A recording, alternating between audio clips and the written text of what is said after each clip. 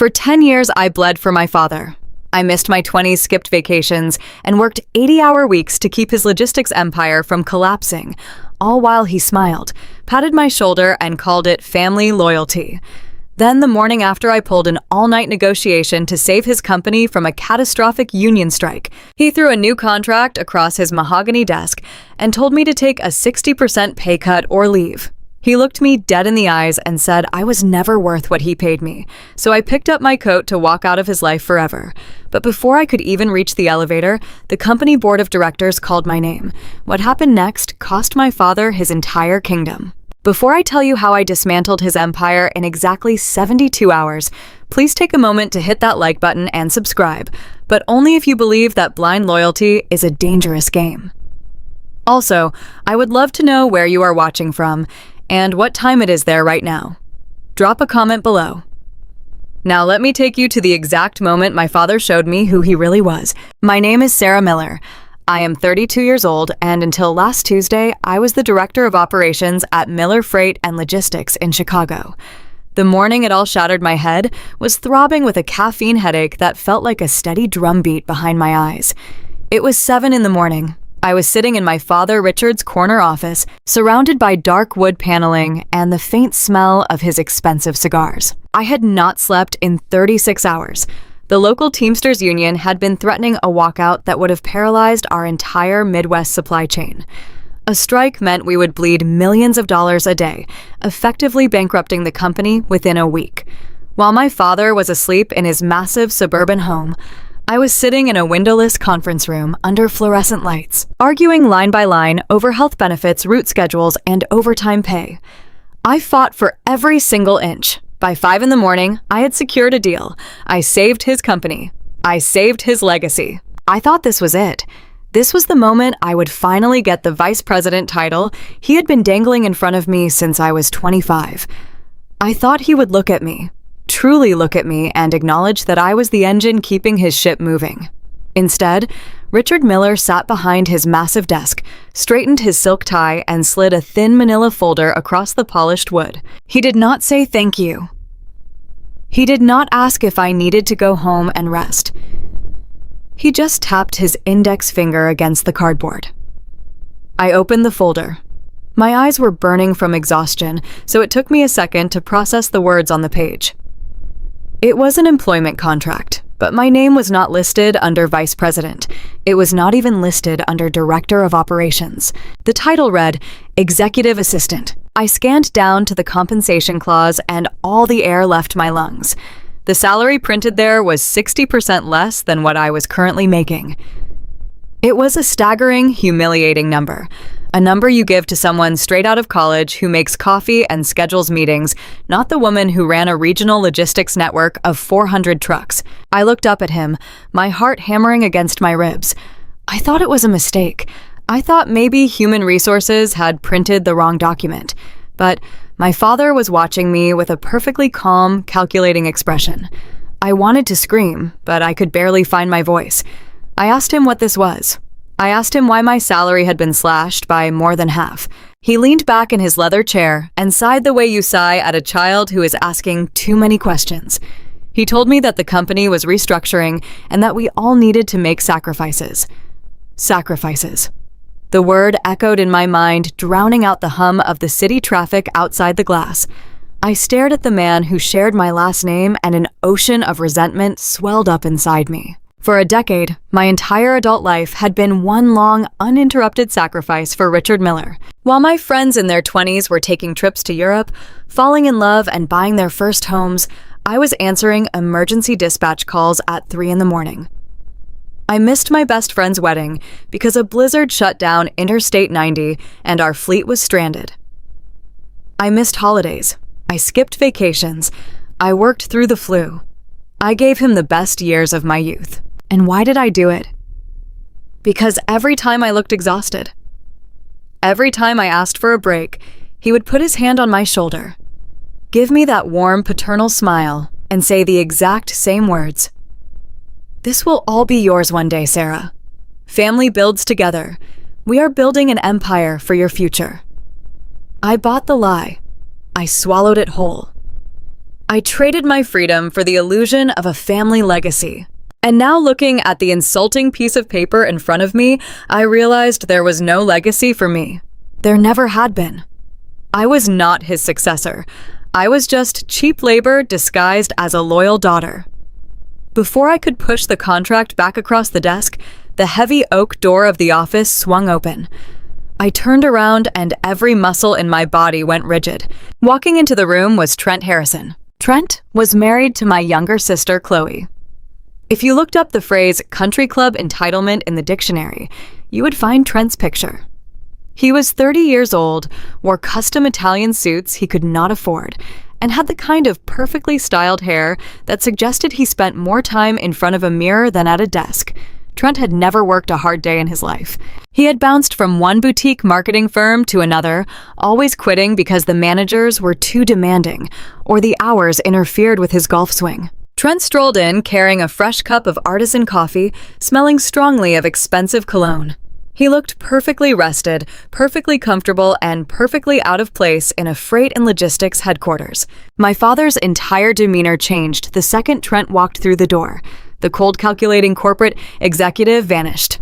Suddenly, Richard was beaming. He stood up, walked around the desk, and clapped Trent on the shoulder like a proud general greeting a returning war hero.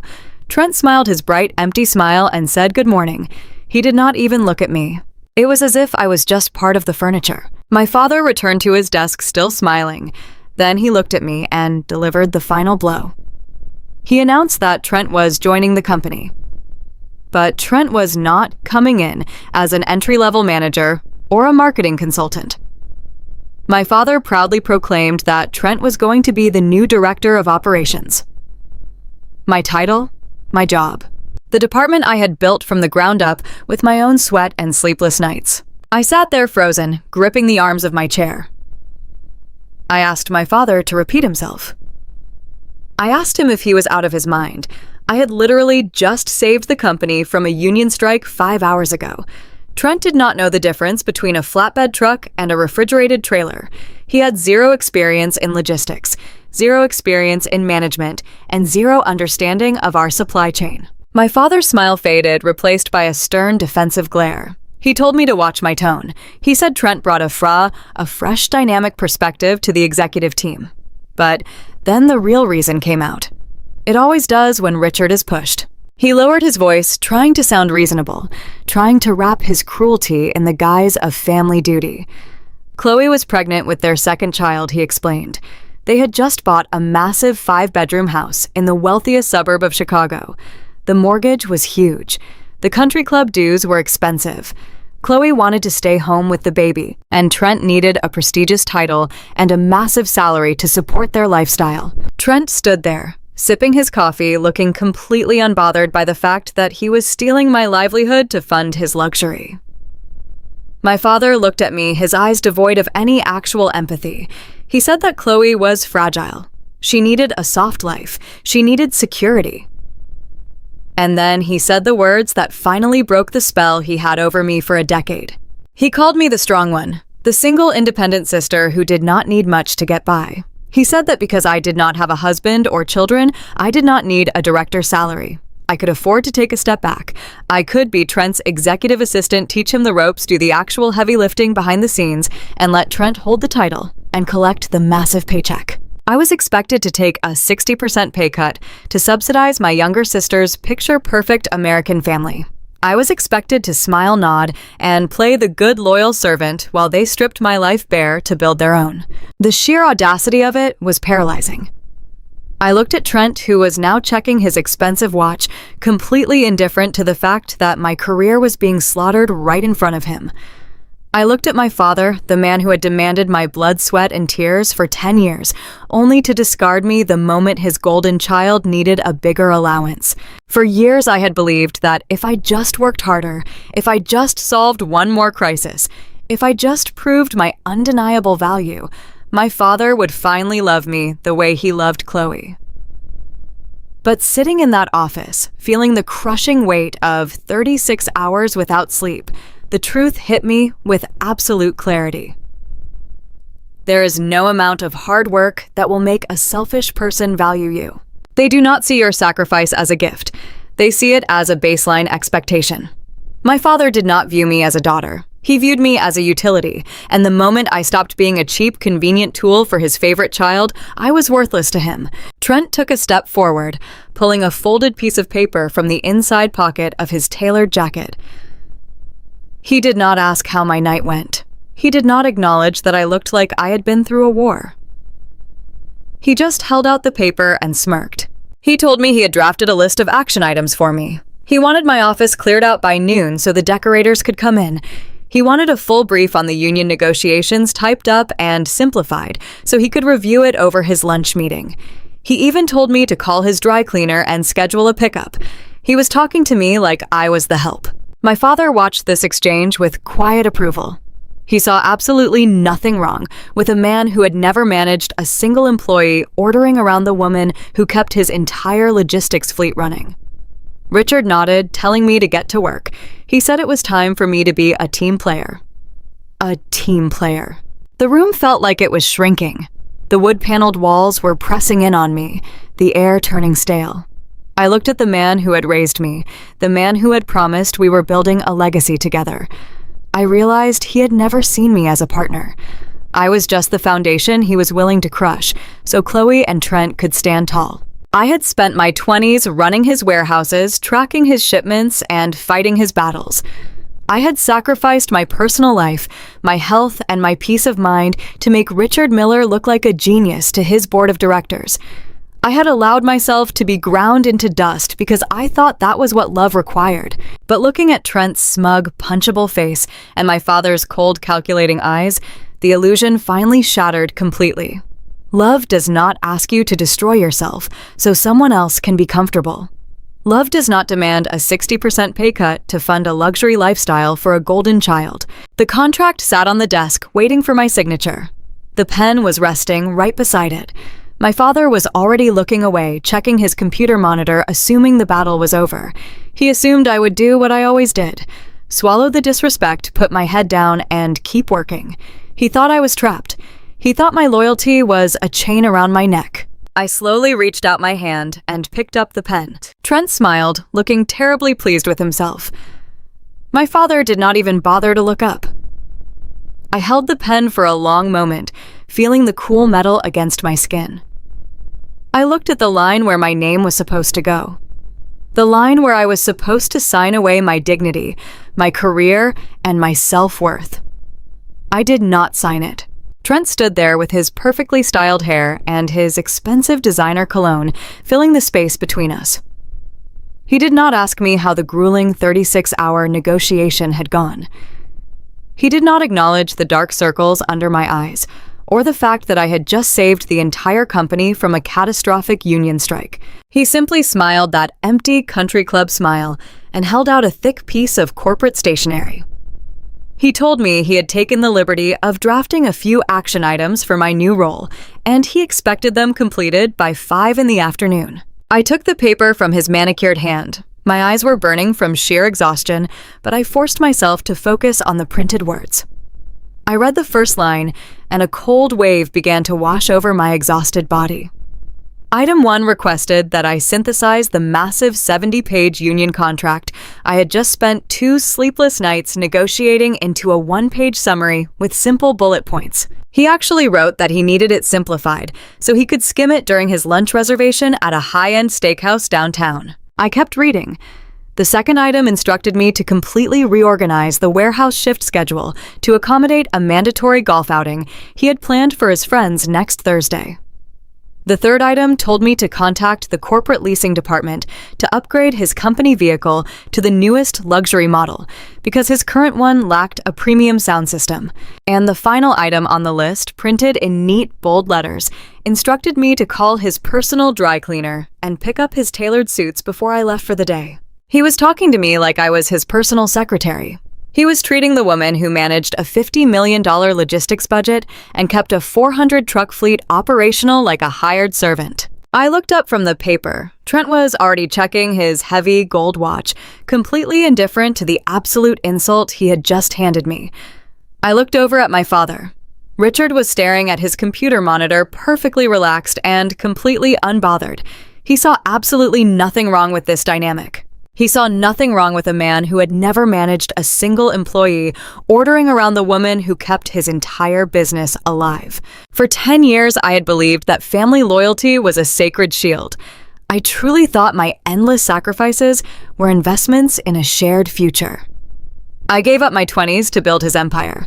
I remembered the freezing winter nights I slept on a stiff cot in the dispatch room just to make sure our drivers made it through the snowstorm safely. I remembered missing my best friend's wedding because a supply chain crisis needed my immediate attention. I remembered working through the flu with a fever of 102 because my father told me he could not trust anyone else to handle the quarterly audits. I gave Richard Miller my absolute best years, and he was perfectly happy to sit there and watch a lazy, entitled man humiliate me in my own office. My father glanced up from his screen. He pointed at the insulting new employment contract still sitting on his desk. He told me to sign the paperwork and get to work on Trent's list. He said it was time for me to be a team player and support my sister's growing family. The heavy mahogany walls of the office felt like they were pressing in on me. The air grew stale and suffocating, but then a strange thing happened. The bone-crushing exhaustion that had been weighing me down for 2 days simply vanished. It evaporated completely. In its place, a cold, crystal-clear wave of absolute certainty washed over my mind. The silver pen was resting right next to the signature line. I did not pick it up. Instead, I dropped Trent's list of chores directly onto the center of the desk. The paper landed with a soft flutter, but in the quiet room, it felt loud. I looked my father dead in the eyes, and my voice was completely steady. I told him I would not be signing his contract. I told him I would not be taking a 60% pay cut to fund his favorite daughter's luxury lifestyle. And I told him I would absolutely not be picking up his worthless son-in-law's dry cleaning. The silence in the room became absolute. You could hear the faint mechanical hum of the air conditioning vent above us. Trent took a sudden step back, his smug smile slipping from his face as if he had been slapped. My father stared at me as if I had spoken a foreign language. For 32 years, I had been the perfectly compliant daughter. I had been the quiet fixer, the reliable shock absorber for every single family crisis. He had never heard me say the word no. He leaned forward, gripping the heavy edge of his desk. His face flushed a dangerous deep red. He demanded to know what I thought I was doing. He ordered me to stop throwing a childish tantrum and sign the paper. I stood up from the leather guest chair. I felt taller than I had in years. I reached up to my collar and unclipped my corporate security badge. The heavy plastic square bore my name, my photograph from 10 years ago, and my proud title as Director of Operations. I held it in my hand for a brief moment, feeling the immense weight of a decade of stolen time and unappreciated labor. Then I tossed it onto the mahogany desk. It landed right on top of the insulting contract with a sharp smack. I told him I was quitting effective immediately. I said he and Trent could figure out how to run the massive logistics network all by themselves. Trent let out a nervous, mocking laugh. He looked at my father and loudly declared that I was bluffing. He told my father to let me go, saying I would be back begging for my job by Monday morning when I realized nobody else would ever hire an arrogant, aging spinster. My father did not laugh.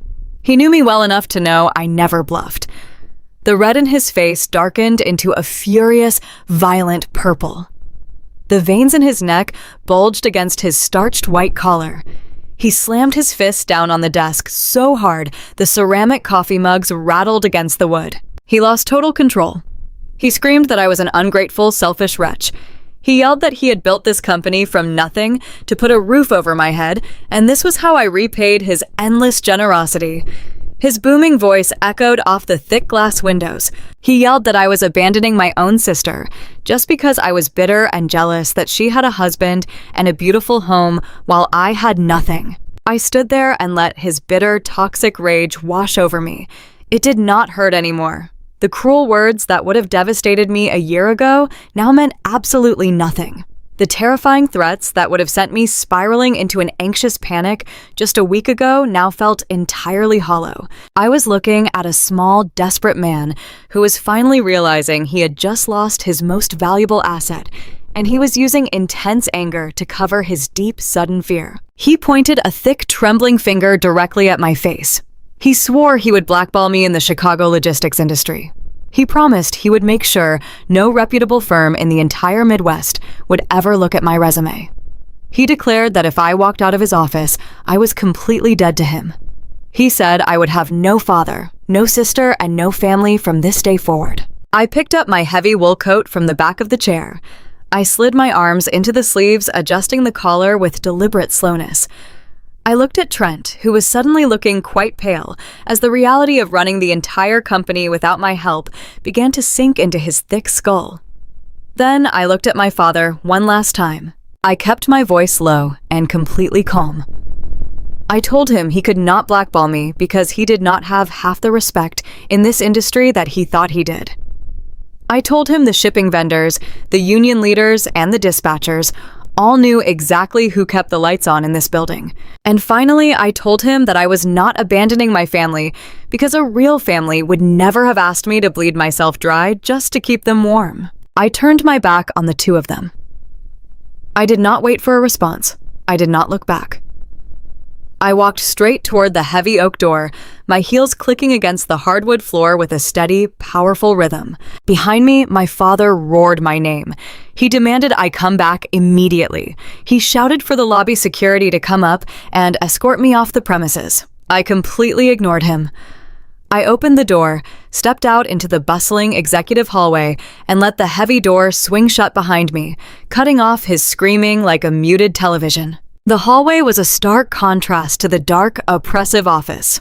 Bright morning sunlight streamed through the floor-to-ceiling windows along the corridor. Employees were rushing back and forth, carrying files and coffee cups, completely oblivious to the massive shift that had just occurred behind those wooden doors. I walked down the long hallway toward the main elevator bank. My heart was pounding so hard, I could feel the heavy pulse in my throat. The adrenaline was surging through my veins, making my fingertips tingle with nervous energy. I had just thrown away my entire career.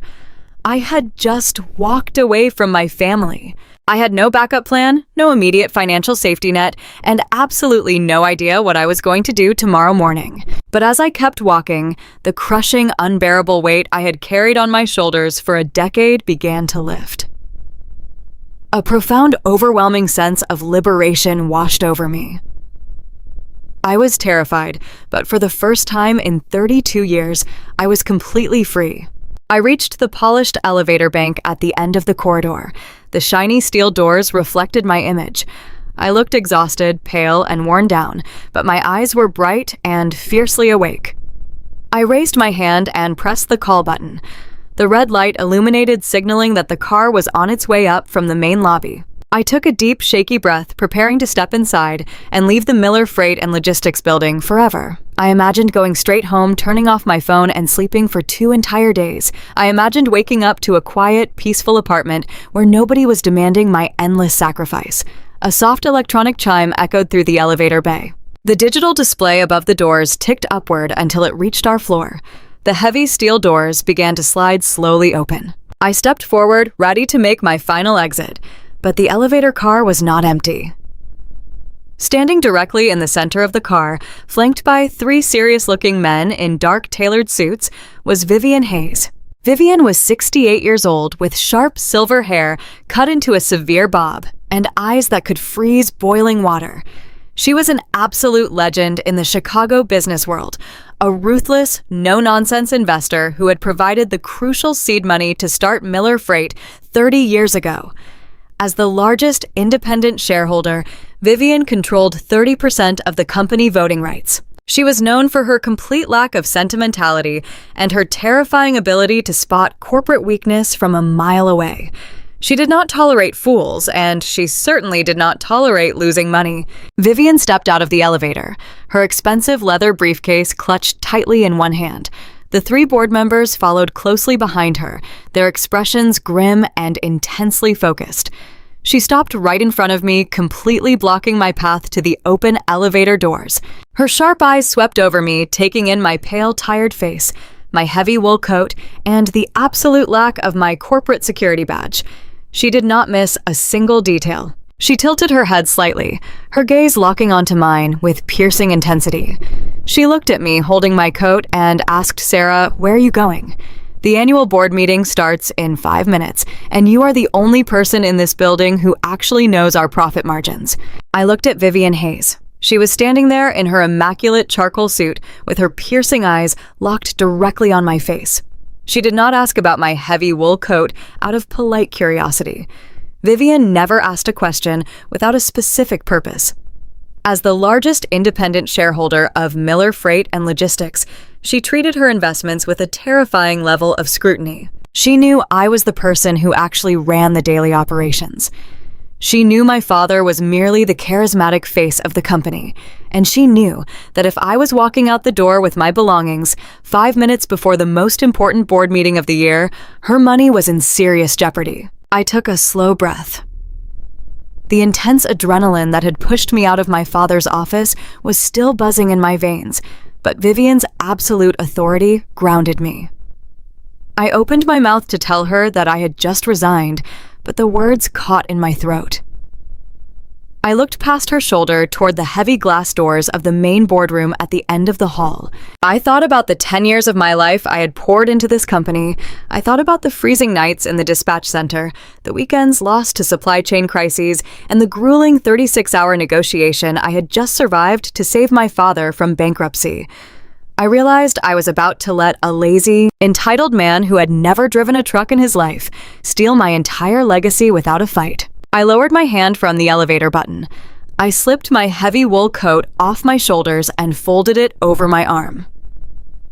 I looked Vivian straight in the eyes and told her she was absolutely right. I told her I would not miss this meeting for the world. Vivian gave a sharp, approving nod. She turned on her heel and began walking toward the boardroom, expecting me to follow. The 3 other board members trailed behind her. I walked right beside them. The sound of our shoes on the carpet felt like a steady, undeniable drumbeat. With every step I took back down that hallway, the wounded, desperate daughter inside me faded away. I was no longer a child seeking her father's approval. I was a seasoned corporate director walking into a war zone to defend my life's work. We approached the massive glass walls of the executive boardroom. Inside, my father and Trent were already mingling. My father was pouring fresh coffee from a silver carafe, laughing at something Trent had just said. Trent was leaning against the edge of the long mahogany table, looking incredibly relaxed in his custom Italian suit. He had the arrogant posture of a man who believed he had already won a game he did not even know how to play. Vivian pushed the heavy glass door open and strode into the room. I stepped in right behind her. The moment my father saw me, the warm, jovial smile vanished from his face. The color completely drained from his cheeks, leaving him looking sickly and pale. He nearly dropped the silver coffee carafe.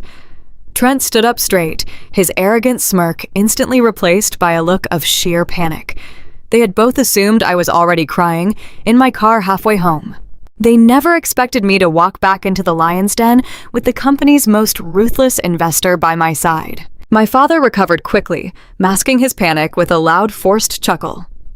He walked toward us, holding up a hand in a placating gesture. He addressed Vivian, his voice dripping with false folksy charm.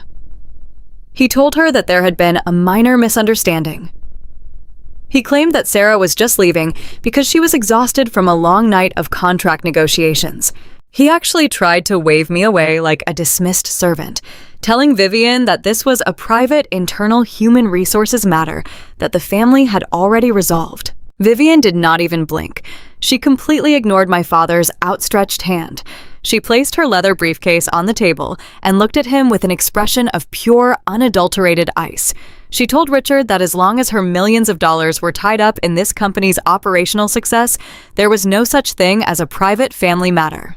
She stated that if the director of operations was walking out the door on the day of the quarterly financial review, the board was going to hear exactly why. My father opened his mouth to argue, his face flushing a deep, angry red. But Vivian cut him off before he could utter a single syllable. She pointed to a heavy leather chair directly in the center of the long table. It was a seat normally reserved for senior executives presenting to the board. She demanded that I sit down. I walked over to the chair and sat. I placed my scuffed, battered binder, full of actual operational ledgers, right on top of the polished wood. My father glared at me with a look of pure toxic hatred, silently promising me that I would pay for this defiance. I met his gaze and felt absolutely nothing. The fear was completely gone. The rest of the board members took their seats. The room settled into a tense, heavy silence. Vivian formally called the meeting to order. She instructed my father to proceed with the quarterly financial review and to introduce the board to the new face in the room. My father cleared his throat desperately, trying to regain his confident corporate persona. He introduced Trent Harrison to the board. He proudly announced that Trent was his son-in-law and that the company was bringing him on as the new director of operations. He claimed that Trent had a brilliant mind for modern corporate strategy and that he was going to usher Miller Freight into a new era of unprecedented profitability. Several board members exchanged skeptical sideways glances. They knew my track record. They knew I had practically run this company single-handedly for years.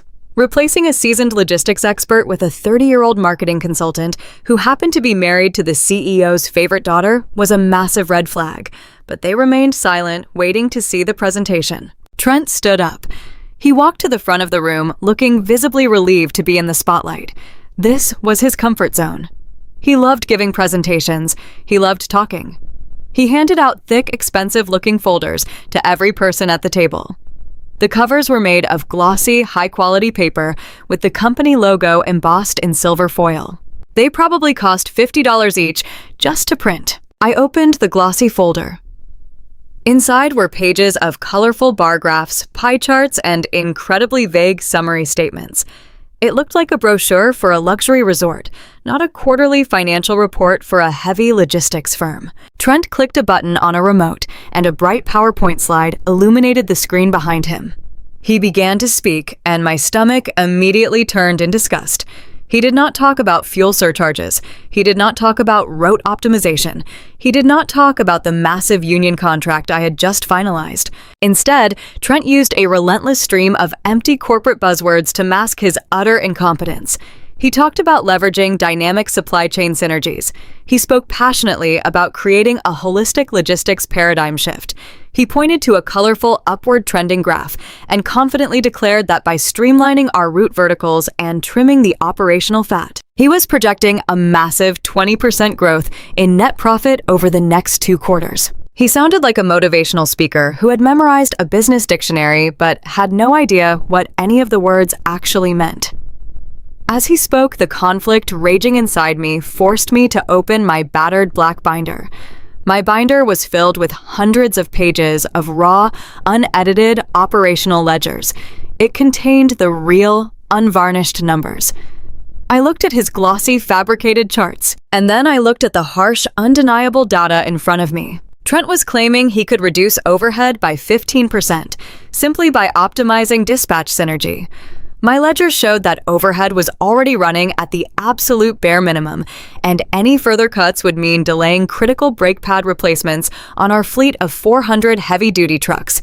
He was promising a 20% profit growth. My data showed that due to rising diesel costs and the necessary wage increases from the new union contract, a 3% growth would be a miraculous achievement. He was standing there, wearing his expensive Italian suit, lying to the faces of the people who funded this company, all so he could justify stealing my job and funding my sister's lavish country club lifestyle.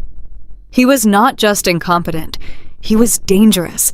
He was going to drive my father's company straight into the ground, and my father was perfectly willing to let him do it, as long as it kept his golden child happy. Trent clicked to his final slide, a beautiful picture of a pristine, shiny semi-truck driving into a golden sunset.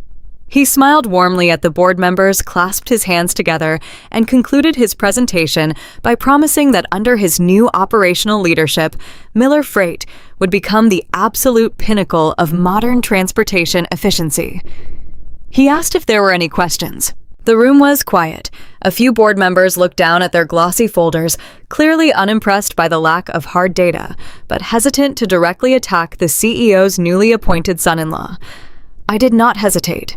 I took my right hand and slapped my heavy scuffed binder directly onto the center of the mahogany table. The loud, sharp smack echoed through the quiet room like a gunshot. Everyone at the table jumped. Trent flinched, his confident smile instantly vanishing. My father's eyes widened in sheer terror. I looked directly at Trent. I kept my voice incredibly calm, perfectly level, and loud enough for every single person in the room to hear clearly.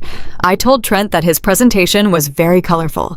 Then I asked him a very simple, basic question. I asked him what the current average cost per mile was for running our refrigerated trailer units on the Midwest routes. Trent blinked. He opened his mouth, closed it, and looked down at his expensive, glossy notes. He flipped through 2 pages, his fingers suddenly trembling. He tried to offer a confident-sounding pivot. He said that specific micro-level data point was currently being evaluated by his transition team, but that the overall synergistic trend was pointing downward. I did not let him escape. I cut him off immediately. I stated that the cost was exactly $2.47 per mile, up 14 cents from last quarter due to rising fuel costs. I asked him how he planned to achieve a 20% overall profit growth when our primary operational expense was actively increasing and our new union contract mandated a mandatory 6% wage bump for all drivers starting next month. Trent began to sweat. Small beads of moisture formed on his forehead. He looked at my father for help, his eyes pleading. He stammered, saying that the wage increases would be easily offset by trimming the operational fat in the maintenance department. I opened my binder. I pulled out a stack of highlighted maintenance reports and slid them down the long table toward Vivian. I looked back at Trent and began an aggressive, relentless cross-examination right in front of the entire board of directors. I asked him if he knew what happened when you trimmed the fat in a heavy logistics maintenance department. I asked him if he was aware that our fleet currently had 80 trucks operating with deferred brake maintenance. I asked him to explain to the board how delaying crucial safety repairs on 80,000-pound vehicles speeding down icy highways constituted a holistic paradigm shift. Trent was visibly shaking now. He gripped the edges of the podium, completely unable to form a coherent sentence. He mumbled something about strategic resource allocation, but his voice was weak and trembling. The polished, arrogant country club elite had completely vanished, replaced by a terrified man who had been caught trying to fake his way through a job he did not understand. My father could not take it anymore. Richard slammed his hand on the table and shouted my name. He ordered me to stop this immediately. He yelled that this interrogation was highly inappropriate and that I was showing a severe lack of professional respect for a senior executive. He demanded that I close my binder and leave the room before he had security remove me by force. Vivian Hayes slowly turned her head and looked at my father. Her expression was completely terrifying in its absolute stillness. She told Richard that if he interrupted this operational review one more time, she would immediately call for a shareholder vote to remove him from the room. She stated that as an investor, she was highly interested in hearing exactly why the new director of operations believed that violating federal safety regulations was a sound strategy for revenue growth. She turned her sharp gaze back to me. She gestured with her hand and told me to continue. I looked at Trent. He was completely broken. His face was pale, his expensive suit suddenly looking too big for him. The facade of the golden son-in-law had crumbled to dust in less than 5 minutes. I felt a surge of cold, undeniable power. I had spent 10 years making myself small so these men could feel big. I was never doing it again. I turned my attention to the glossy financial projections Trent had handed out. I told the board that the 20% growth metric was not just a naive mistake. I explained that it was a complete and utter fabrication based on impossible numbers. I broke down the real data line by line, exposing the devastating truth. I showed them that Trent's entire presentation was a dangerous fantasy designed to secure him a massive salary while actively driving the company toward a catastrophic failure. I watched the realization spread across the faces of the board members. They were looking at Trent with absolute disgust, and then they turned their eyes toward my father. They finally understood that Richard Miller had been willing to sacrifice the safety of his drivers, the jobs of his loyal employees, and the financial security of his entire company, all to hand a prestigious title to a man who did not know the first thing about running a business. The boardroom was so quiet, you could hear the heavy rain hitting the glass windows overlooking the Chicago skyline. Vivian Hayes sat perfectly still at the head of the long table. Her sharp eyes were completely locked on Trent. I had just dismantled his ridiculous 20% growth projection, leaving him exposed as a complete fraud who did not understand the basic logistics of the massive company he was trying to run. But I was not finished. Incompetence was simply a firing offense. What I had discovered during my grueling 36-hour shift was a federal crime. I took a slow breath and turned the page in my heavy black binder. The sharp rustle of the paper made Trent flinch. He was gripping the edges of the mahogany table so tightly, his knuckles were completely white. I looked at the board members. I told them that Trent's lack of operational knowledge was a severe liability, but it was not the actual reason our profit margins were bleeding. I instructed them to look at page 42 of the real financial ledgers I had placed in front of them. I directed their attention to the fleet maintenance budget for the second quarter. Our fleet consisted of 400 heavy-duty trucks operating across the brutal Midwest highways. I explained that maintaining those vehicles was not just a financial obligation, it was a profound moral duty. Our drivers were navigating icy mountain passes, treacherous storms, and dense city traffic. Their lives, and the lives of every family sharing the road with them, depended entirely on our rigorous maintenance schedule. I pointed to the specific budget line item allocated for brake pad replacements and routine heavy tire rotations. I noted that my father had quietly given Trent the authority to oversee vendor approvals for this specific department over the last 4 months under the guise of training him. The official corporate ledger showed that the company had paid out over $400,000 to a brand new maintenance supplier named Apex Logistics Solutions. I kept my voice absolutely clinical and steady. I told the board that I had never heard of Apex Logistics Solutions in my entire 10 years of running the operations department. I found that incredibly strange. So at 3 a.m, while I was waiting in a cold room for the union representatives to return with their counteroffer, I decided to run a background check on this new premier vendor. I looked directly at Trent. The man looked like he was about to physically pass out. He was sweating through his custom-tailored Italian suit. I told the board that Apex Logistics Solutions was not a certified mechanic shop. It was not a parts distributor. It was an empty shell corporation registered to a random post office box in an incredibly wealthy suburb of Chicago. And the sole registered owner of that fraudulent shell corporation was Trent Harrison. A collective gasp rippled through the boardroom. Thomas Graham, our senior corporate auditor, physically dropped his pen onto the table. Vivian Hayes leaned forward, her posture turning dangerously rigid. I did not stop to let them process. I pulled out a thick stack of banking statements I had printed directly from the secure corporate server. I began to read the transactions out loud. I showed the board exactly where the $400,000 of stolen maintenance funds had actually gone. The money had not gone to high-grade brake pads. It had not gone to all-weather winter tires for our drivers. I detailed the exact expenditures. $50,000 had been wired directly to pay the initiation fee for a platinum tier membership at the most exclusive private country club in the state. $30,000 had been used to completely clear a massive personal credit card debt accumulated from luxury vacations to the Bahamas and ridiculous designer clothing purchases. But the most sickening transaction of all was a recurring monthly wire transfer of nearly $3,000. I looked at my father, who was staring at me with a terrifying mix of sheer panic and absolute violent fury. I told the board that Trent had been systematically siphoning money meant to keep our drivers safe in order to pay the massive monthly lease on a brand new luxury Porsche SUV. He had stolen from the men and women who broke their backs for this company just to buy a shiny status symbol for my sister Chloe. I let that brutal truth hang in the heavy air of the boardroom. I described the actual human cost of his boundless greed. I told the board about a veteran driver named Marcus who had called my personal cell phone in a blind panic 2 weeks ago because his rig had skidded completely through a busy intersection in a rainstorm. The brakes had failed. He had narrowly avoided a catastrophic collision that could have killed a family of 4 in a minivan. I had authorized an emergency repair on the spot, completely unaware that the safety funds meant to prevent that exact mechanical failure had been stolen to buy a luxury car for a woman who had never worked a single day in her adult life. Trent was hyperventilating. He stumbled backward, his chair scraping loudly against the floor. He began to stammer wildly, pointing a trembling, manicured finger at me. He claimed I was lying.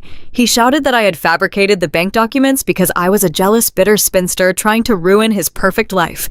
He looked desperately at my father, begging Richard to step in, begging him to shut this presentation down and order security to throw me out of the building. My father finally found his voice. Richard stood up, forcing his face into a tight mask of false, commanding authority. He held up both hands desperately, attempting to take control of the rapidly deteriorating room. He told Vivian and the horrified board members that this was a massive misunderstanding. He claimed there was simply a minor accounting error, a mix-up with the vendor routing codes that he and Trent were already in the active process of resolving.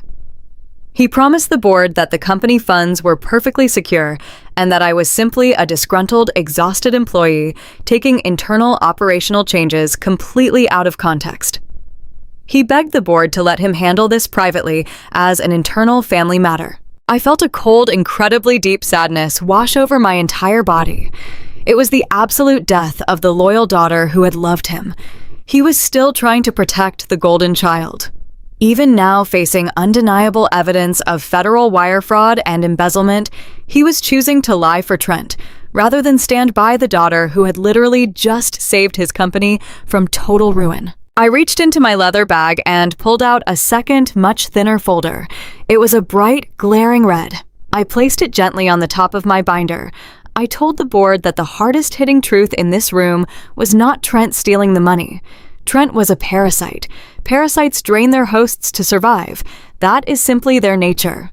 The true betrayal, the absolute devastation that shattered my family forever, was exactly how my father responded when he discovered the missing money. Vivian Hayes did not look at my father. She kept her sharp, calculating eyes entirely on me.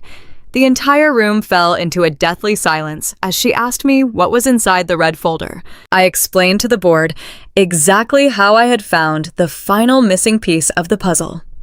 During my 36-hour marathon negotiation with the local union, I desperately needed to verify our maximum budget allowances for future driver health benefits. To do that, I had to log into the master executive server using my high-level clearance credentials. While running a deep search for the quarterly budget projections, I stumbled across a hidden encrypted subfolder buried deep inside my father's personal network drive. It was not encrypted very well. Richard had always relied on me for technical support because he refused to learn the new systems. He used the exact same password for everything in his life. The password was my sister Chloe's birth date. I opened the red folder and pulled out a small stack of printed emails. They were direct communications between Richard and Trent, dating back almost 3 full weeks. I began to read them aloud, my voice echoing clearly in the silent, horrified room. The first email was from Richard to Trent, explicitly confronting him about the missing $400,000 from the maintenance budget. Richard knew everything. He knew all about the fake shell corporation. He knew about the country club initiation fee. He knew about the luxury Porsche. He had discovered the massive embezzlement almost a full month ago. I read Trent's pathetic, whining reply to the board.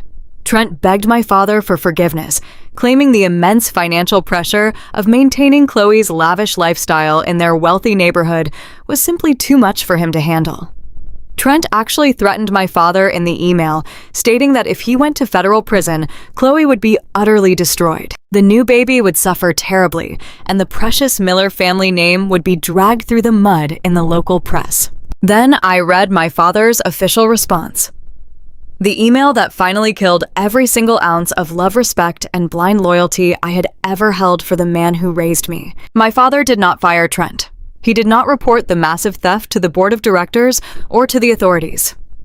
Instead, Richard Miller sat down and calculated exactly how much money he needed to violently cut from the corporate operational budget to quietly replace the stolen funds before the upcoming independent quarterly audit. I looked directly at the board members. Their faces were pale. Thomas Graham looked physically sick. Vivian Hayes was gripping her pen so tightly it looked like it might snap in half. I told them the exact brutal steps my father took to protect a criminal. 2 weeks ago, my father authorized the immediate termination of 15 loyal warehouse workers. These were honest men and women who had dedicated years of their lives to making Miller Freight successful. They were people like John, the lead forklift operator, whose daughter was battling leukemia. They had families, heavy mortgages, and children to feed. My father fired them without warning, right before the holiday season, claiming the company was experiencing a sudden, unavoidable financial downturn. He threw 15 innocent, hardworking families into sudden poverty just to balance his books and hide Trent's disgusting crime. But laying off the loyal warehouse staff was still not enough to cover the massive hole Trent had blown in the operational budget. Richard needed to find more capital, and he needed to find it quickly. I looked my father directly in the eyes. I did not blink.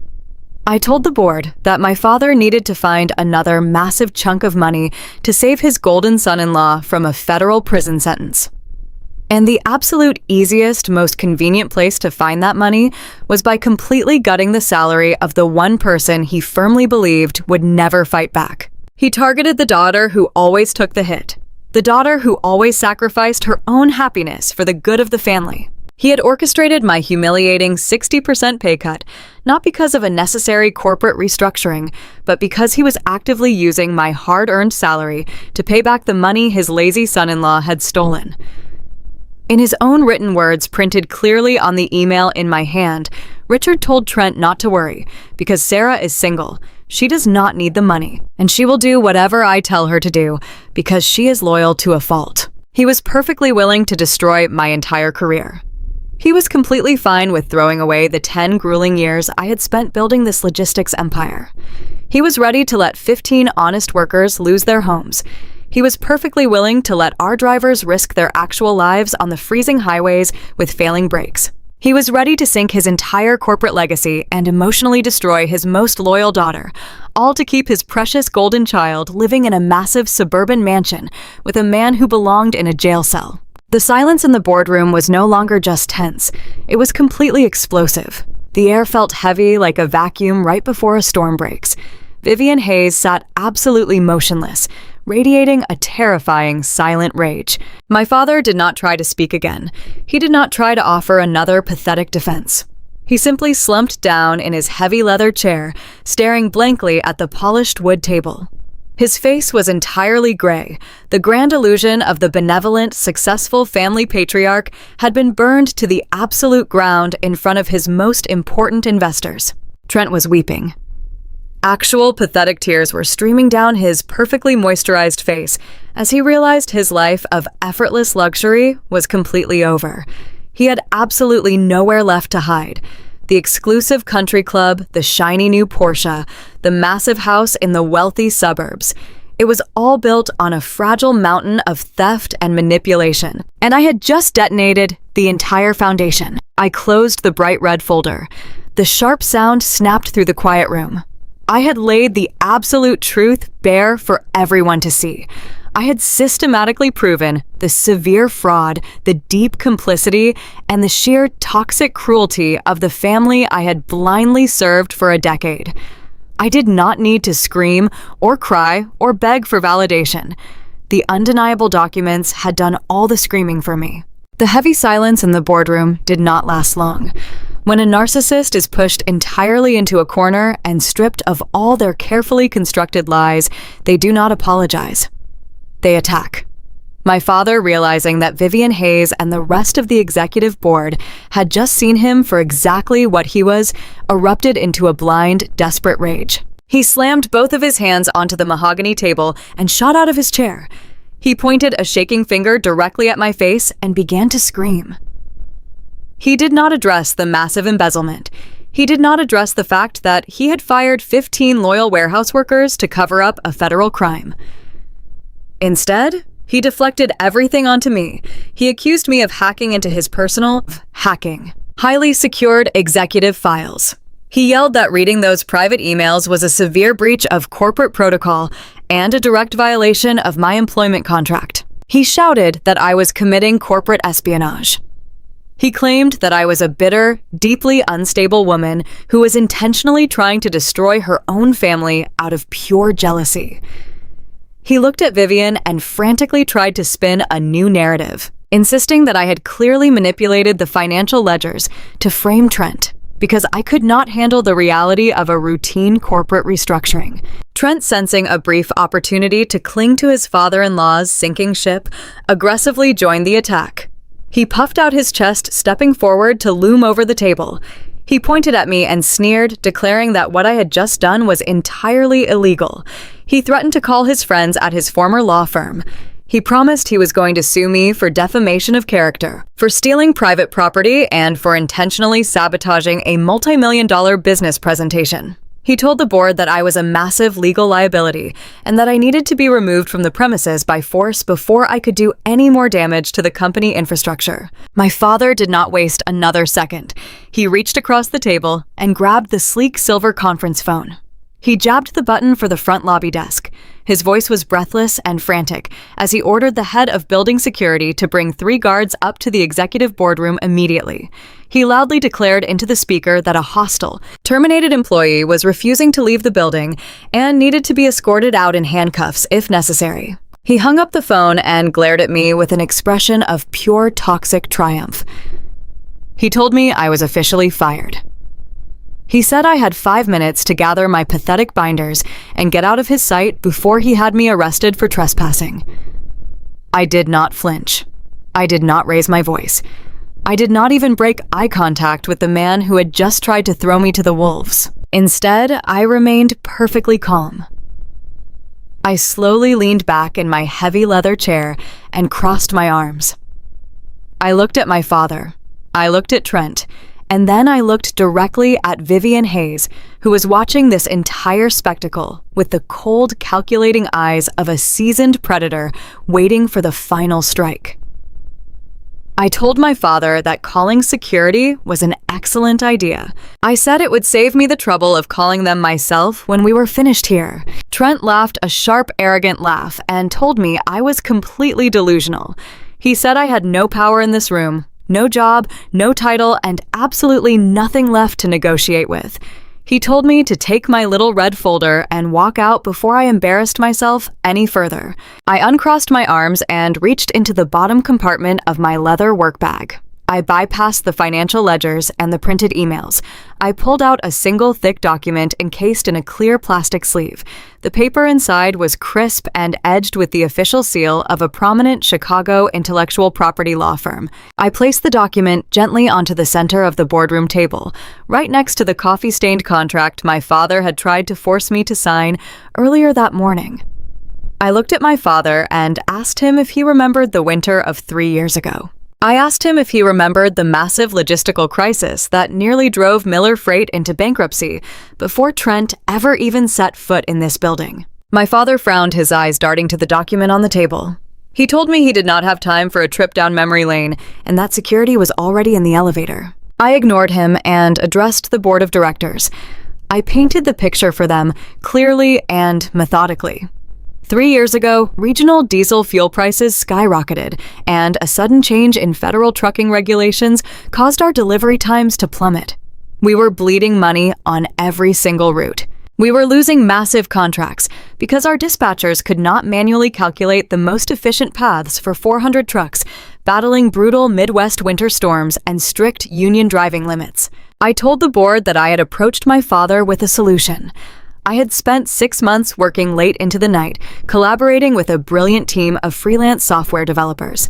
We had designed a highly advanced predictive artificial intelligence routing protocol. The software analyzed real-time weather patterns, traffic congestion union hours, and vehicle maintenance schedules to instantly generate the most cost-effective routes for our entire fleet. It was a total game changer. It was the absolute future of the logistics industry. I reminded my father of the meeting we had in his office when I presented the working prototype. Trent had been sitting in the corner playing a game on his phone. I had asked my father for a minimal budget of $50,000 to secure the servers and finalize the corporate licensing so Miller Freight could officially own and deploy the technology. I looked my father directly in the eyes and repeated the exact words he had said to me that day. I reminded him that he had laughed in my face. He had called my revolutionary software useless tech garbage. He had told me that real logistics was done with grit and intuition, not computer games. He refused to invest a single penny of company money into the project, but my father was a man who hated risk above all else.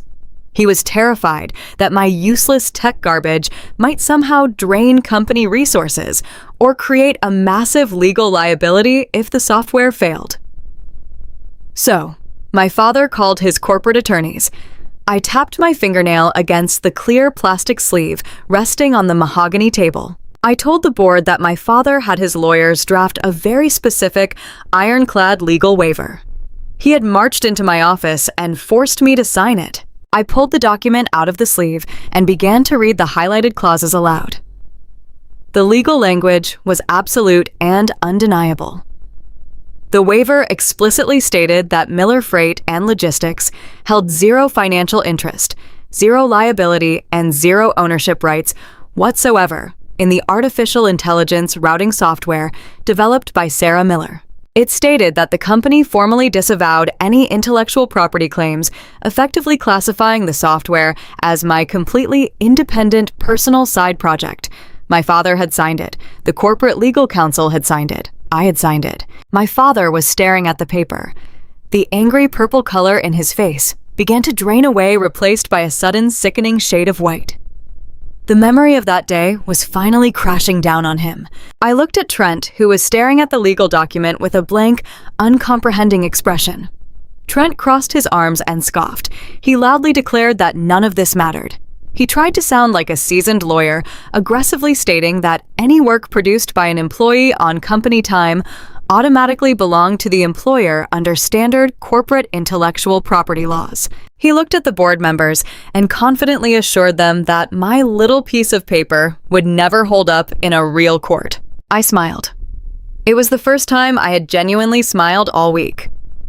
I told Trent that he would be absolutely right, except for the fact that my father had explicitly drafted a formal waiver to bypass that exact law. My father had been so terrified of absorbing any financial risk from my project that he completely forfeited the company's automatic ownership rights. He had legally severed Miller Freight from the software to protect his own wallet. I turned back to the board of directors. I explained exactly what I had done next. I told them that because my father refused to fund the project, I went to a local bank. I took out a massive personal loan, risking my entire life savings and putting my own modest apartment up for collateral. I formed my own independent limited liability company. I paid the developers out of my own pocket. I finalized the software entirely on my own time, working on weekends and late into the night after spending 80 hours a week running my father's warehouse. I secured the sweeping utility patents and the intellectual property rights completely under the name of my independent LLC. Then, because I still loved my father, and because I desperately wanted to save the company from going under, I quietly integrated the software into the Miller Freight dispatch system. I looked at Thomas Graham, the senior corporate auditor. I asked him if he remembered the sudden, miraculous turnaround in our profit margins 2.5 years ago. I asked him if he remembered how our delivery times suddenly outpaced every major competitor in the Midwest. Thomas nodded slowly, his eyes wide as the profound reality of my words began to register in his mind. I turned back to my father. He was gripping his chest, his breathing becoming shallow and erratic. I delivered the final crushing blow. I revealed to the board that Miller Freight and Logistics did not own its own nervous system. I explained that for the past 36 months, the entire nationwide fleet of trucks, the complex union dispatch schedules, and the highly sensitive vendor routing networks had all been running exclusively on my proprietary software. I told them that because my father had refused to purchase the technology, I had simply granted Miller Freight a free revocable trial license. I had allowed them to use my software out of the goodness of my heart, but the license was completely at will. There was no long-term contract. There was no corporate lease agreement. I looked right at Vivian Hayes. I told her that I was the sole legal owner of the technology that was currently keeping this entire empire alive. Without my software, Miller Freight and Logistics was completely blind. Without my software, the dispatchers would revert back to manual scheduling, the complex union transit rules would be instantly violated, and the newly negotiated contracts would be breached within 24 hours. I leaned forward, resting my hands on the mahogany table. I looked at Trent, who looked like he was about to vomit directly onto his expensive Italian shoes. I looked at my father, who was staring at me with a look of pure, unadulterated horror. I told them that the trap they built for me had just sprung shut on their own necks. My father had thought he was being a ruthless, brilliant businessman when he forced me to sign away the company's rights to my work. He thought he was protecting his precious fortune. Instead, he had legally handed me the absolute keys to his entire kingdom. Just then, the heavy glass doors of the boardroom swung open.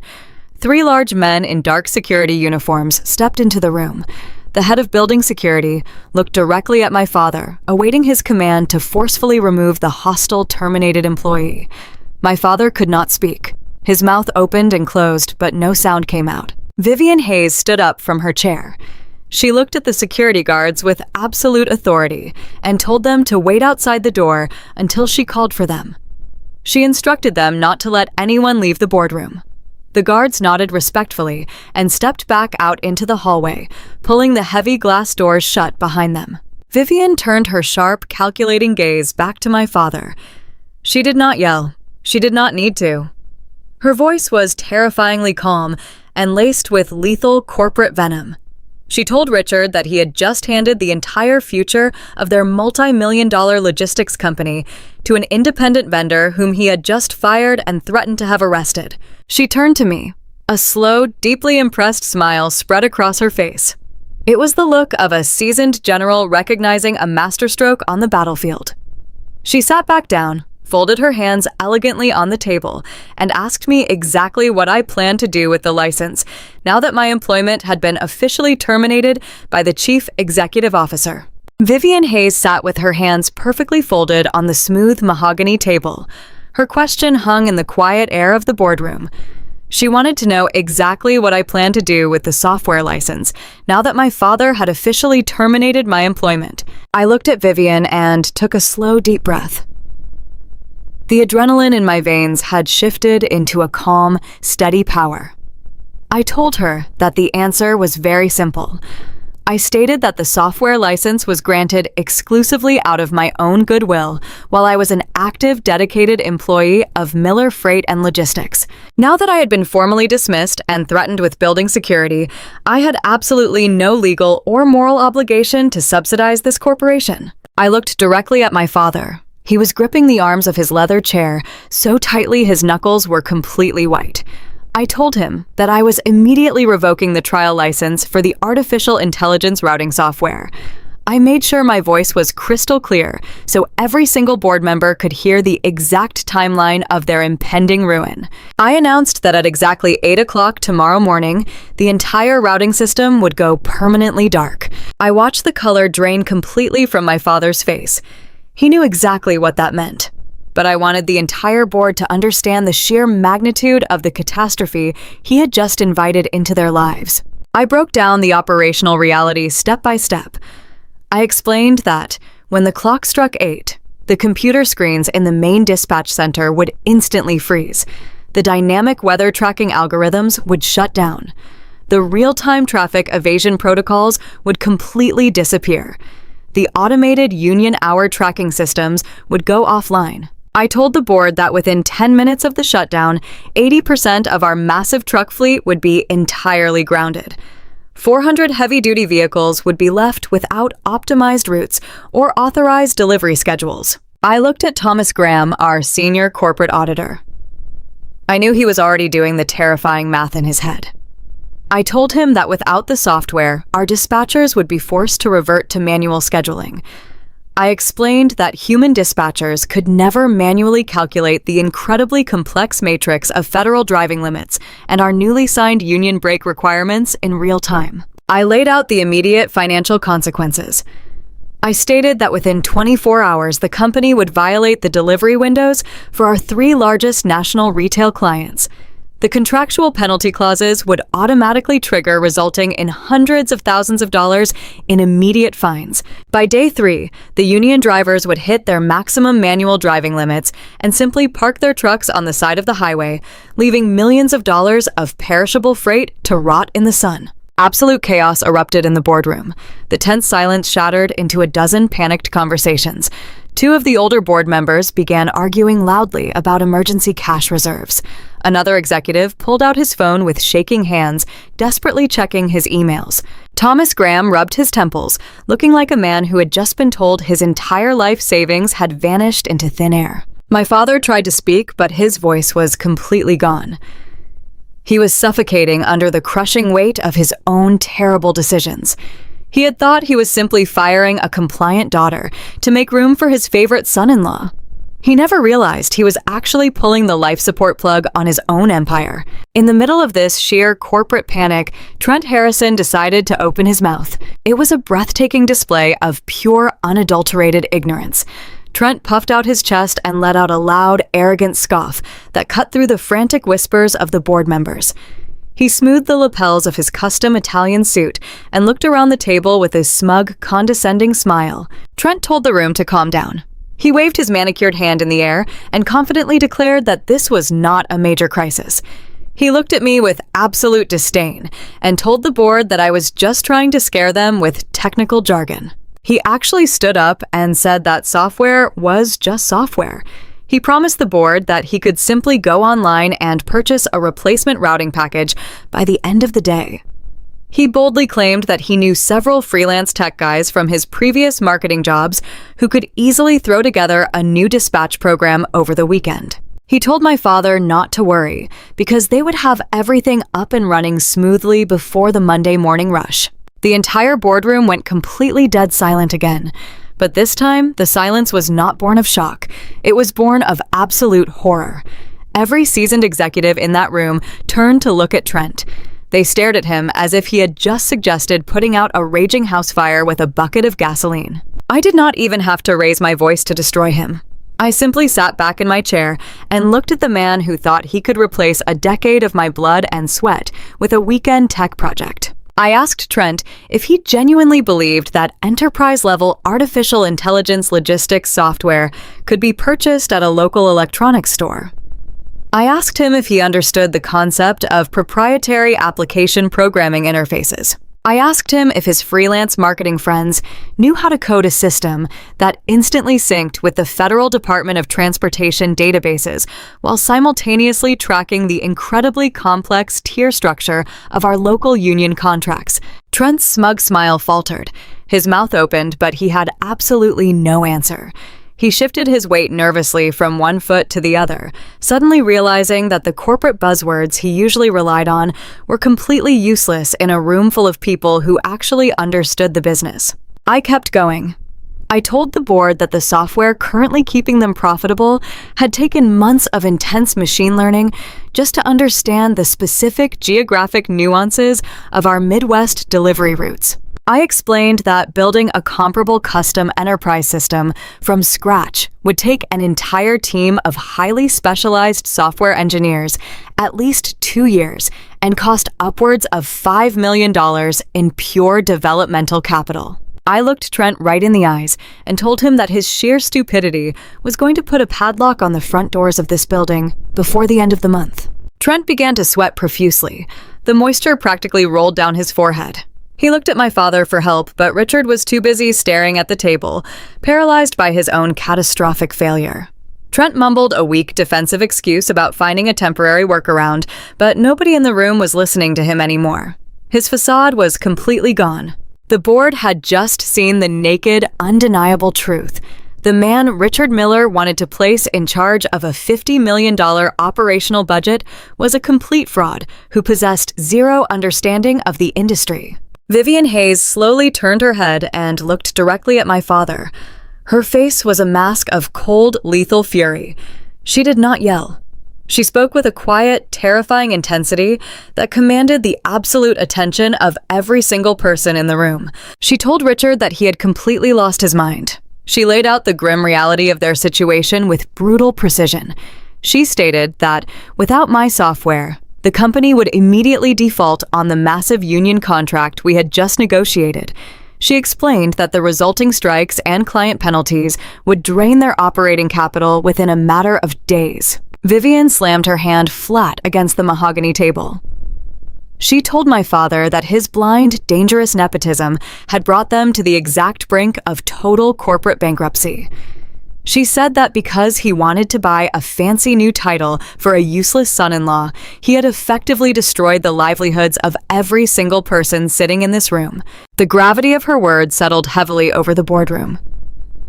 The older executives looked at my father with deep, open resentment. They had trusted him to lead this company. They had trusted him to make sound financial decisions.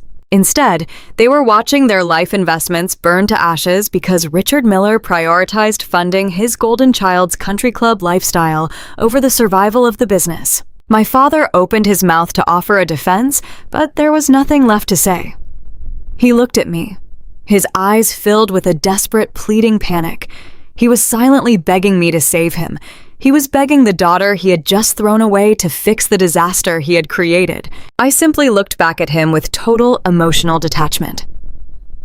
I had spent 10 years being his reliable shock absorber.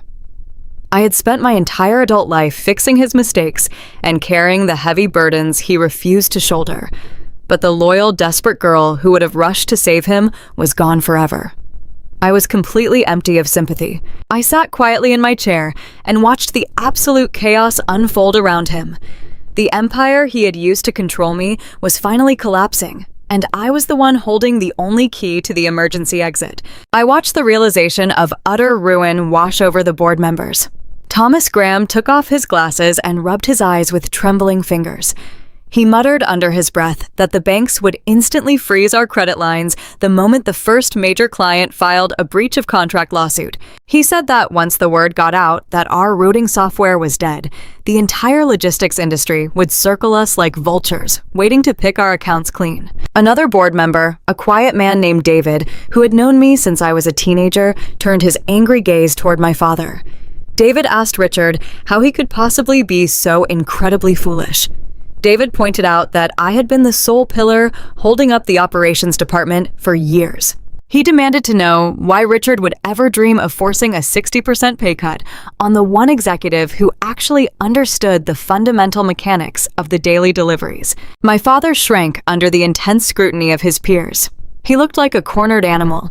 He tried to mumble an excuse about balancing the executive payroll to prepare for a rough financial quarter, but everyone in the room knew it was a complete lie. I had already shown them the unedited financial ledgers.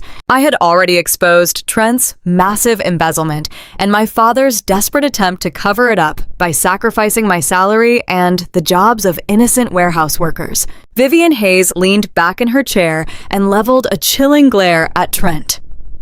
Trent was visibly shaking, trying to hide behind my father's shadow. Vivian asked Trent if he still believed he could easily replace a proprietary enterprise artificial intelligence system by hiring a few freelance buddies over the weekend. She asked him if he was fully prepared to personally absorb the millions of dollars in legal liabilities when the union drivers sued the company for violating their federal driving limits. Trent swallowed hard, his Adam's apple bobbing nervously. He squeaked out a pathetic apology, claiming he was just trying to offer a proactive solution in a highly stressful situation. Vivian told him to keep his mouth shut. She said his proactive solutions had already cost the company $400,000 in stolen maintenance funds, and she was not about to let his sheer stupidity cost them the entire corporation. The sheer panic in the room was palpable. It was a physical weight pressing down on the chests of every executive at the table. They were staring down the barrel of total financial devastation. Decades of hard work, careful investments, and corporate planning were about to be completely wiped out at 8 o'clock tomorrow morning. I felt a profound, deeply satisfying sense of justice. For years, my father had controlled my life by making me feel completely disposable. He had constantly reminded me that I was lucky to have a job in his company. He had consistently made me believe that my contributions were utterly minimal and easily replaceable. He had forced me to shrink myself down to fit into the tiny, unappreciated box he had built for me. But sitting in that boardroom watching the most powerful executives in the company panic over my departure, I finally understood my true value. I was never the disposable employee. I was the absolute foundation of the entire enterprise. And the moment I removed myself from the equation, the entire structure began to instantly collapse. I looked at the scuffed black binder sitting in front of me on the table.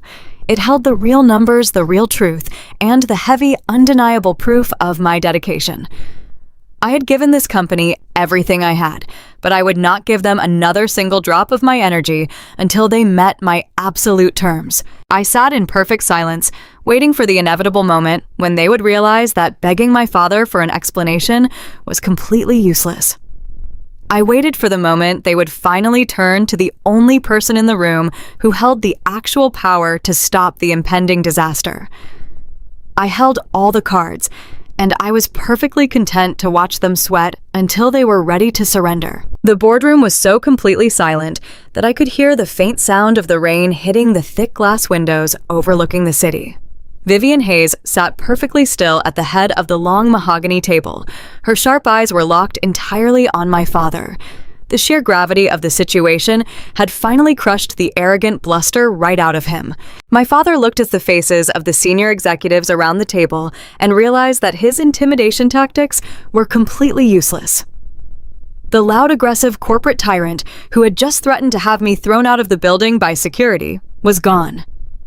In his place was a desperate, cornered man who was watching his entire life slip through his fingers. He took a slow, shaky breath and looked at me.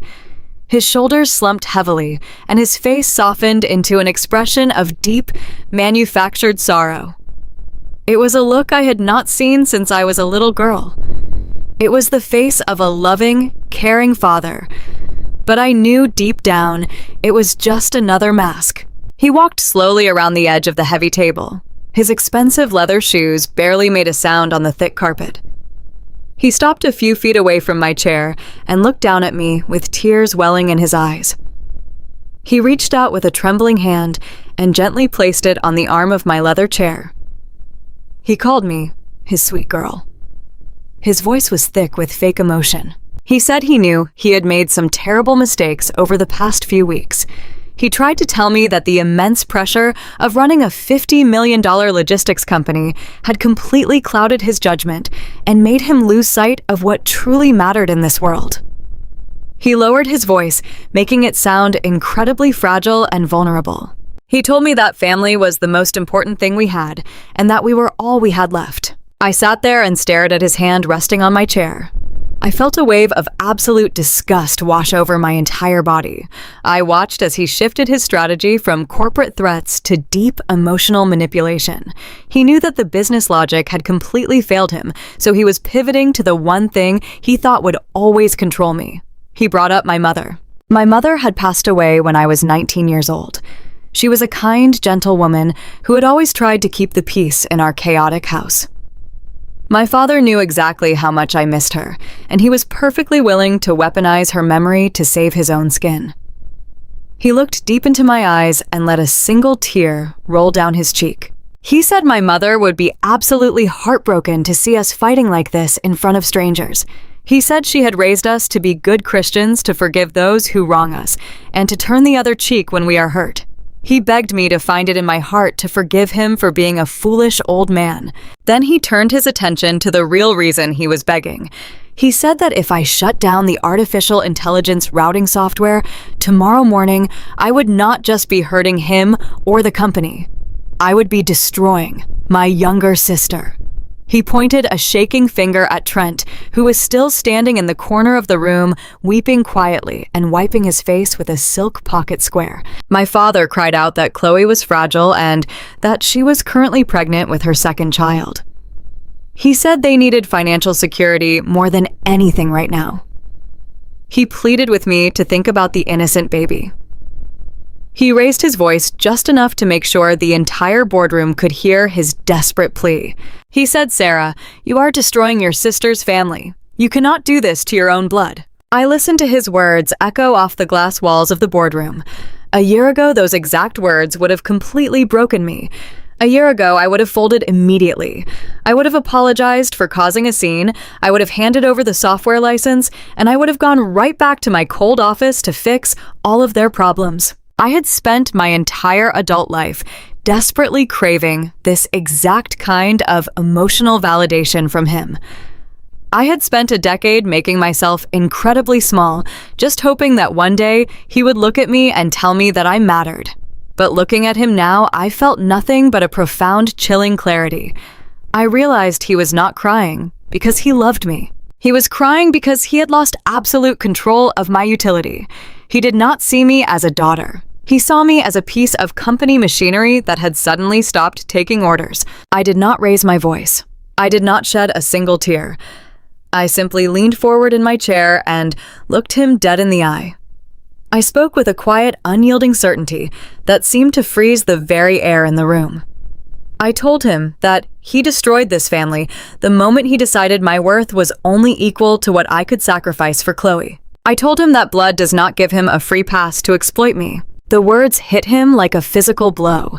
He stumbled backward, pulling his hand away from my chair as if the leather had suddenly caught fire. The fake tears instantly stopped flowing. The mask of the loving, vulnerable father completely dissolved, leaving only a hollow, terrified shell of a man who realized he had entirely run out of ammunition. He looked around the boardroom for a single ounce of sympathy, but he found absolutely none. The senior executives were looking at him with utter revulsion. They had just witnessed a man try to emotionally blackmail his own daughter by using her dead mother and her unborn niece to cover up massive corporate fraud and embezzlement. It was the most pathetic display of cowardice any of them had ever seen. Vivian Hayes did not care about family drama. She cared about the survival of her investments and the integrity of the business. She stood up from her seat at the head of the table, and her presence immediately commanded the absolute attention of every single person in the room. The messy emotional chaos of the past 10 minutes evaporated entirely, replaced by a cold, clinical, and devastatingly swift corporate procedure. Vivian announced to the room that she was calling an emergency shareholder vote, effective immediately. She instructed Thomas Graham, the senior corporate auditor, to take the bright red folder containing the printed emails and pass it around the mahogany table. The board members complied in total silence. They systematically read through the undeniable proof of my father's deep complicity. They read the exact emails where Richard explicitly acknowledged Trent's massive embezzlement of $400,000 from the fleet maintenance budget. They read the communications where my father plotted to fire 15 loyal warehouse workers right before the holidays. They saw the hard evidence where my father decided to slash my salary by 60% simply to quietly replace the stolen funds and hide the federal crime from the independent auditors.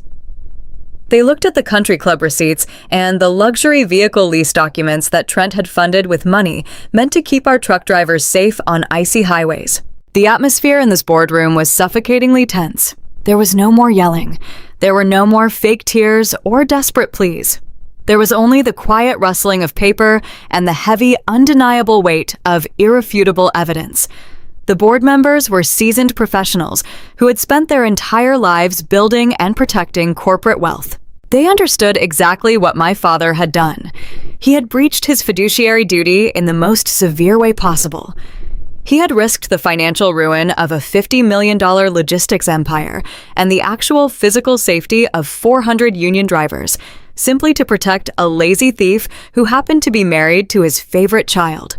Vivian Hayes did not waste time with long speeches or dramatic reprimands. She operated with the lethal efficiency of a surgeon removing a cancerous tumor. She walked to the center of the room and laid her hands flat on the polished wood table. She stated for the official record that Richard Miller had committed gross financial negligence and had actively participated in a conspiracy to cover up felony embezzlement.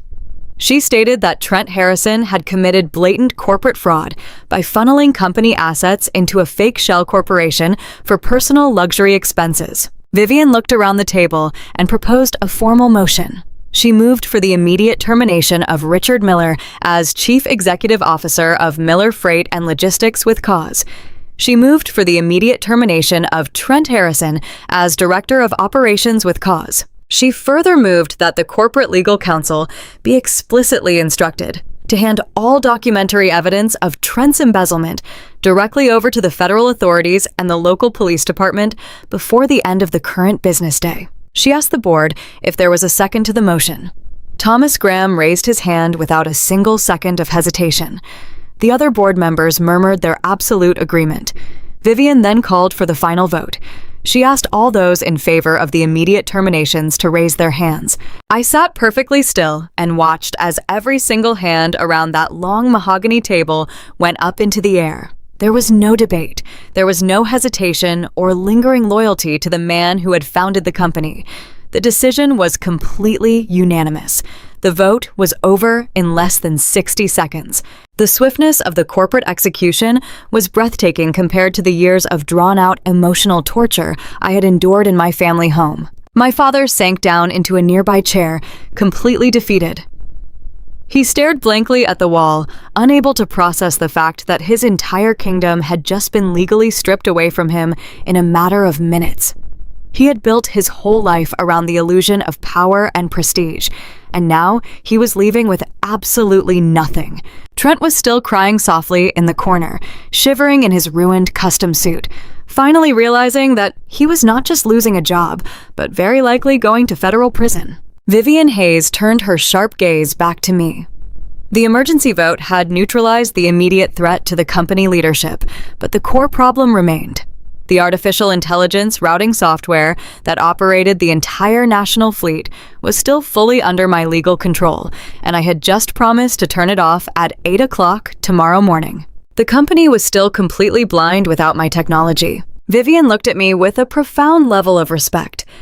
She knew that I was the only person in the room who actually held any real power. She asked me very calmly what it would take to keep the software running.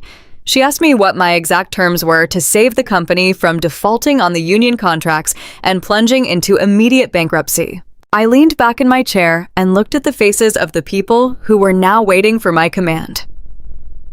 I had survived the storm. I had set my absolute boundaries, and now it was finally time for me to dictate the future. The boardroom was so completely silent that I could hear the faint sound of the rain hitting the thick glass windows overlooking the city. Vivian Hayes sat perfectly still at the head of the long mahogany table. Her sharp eyes were locked entirely on my father.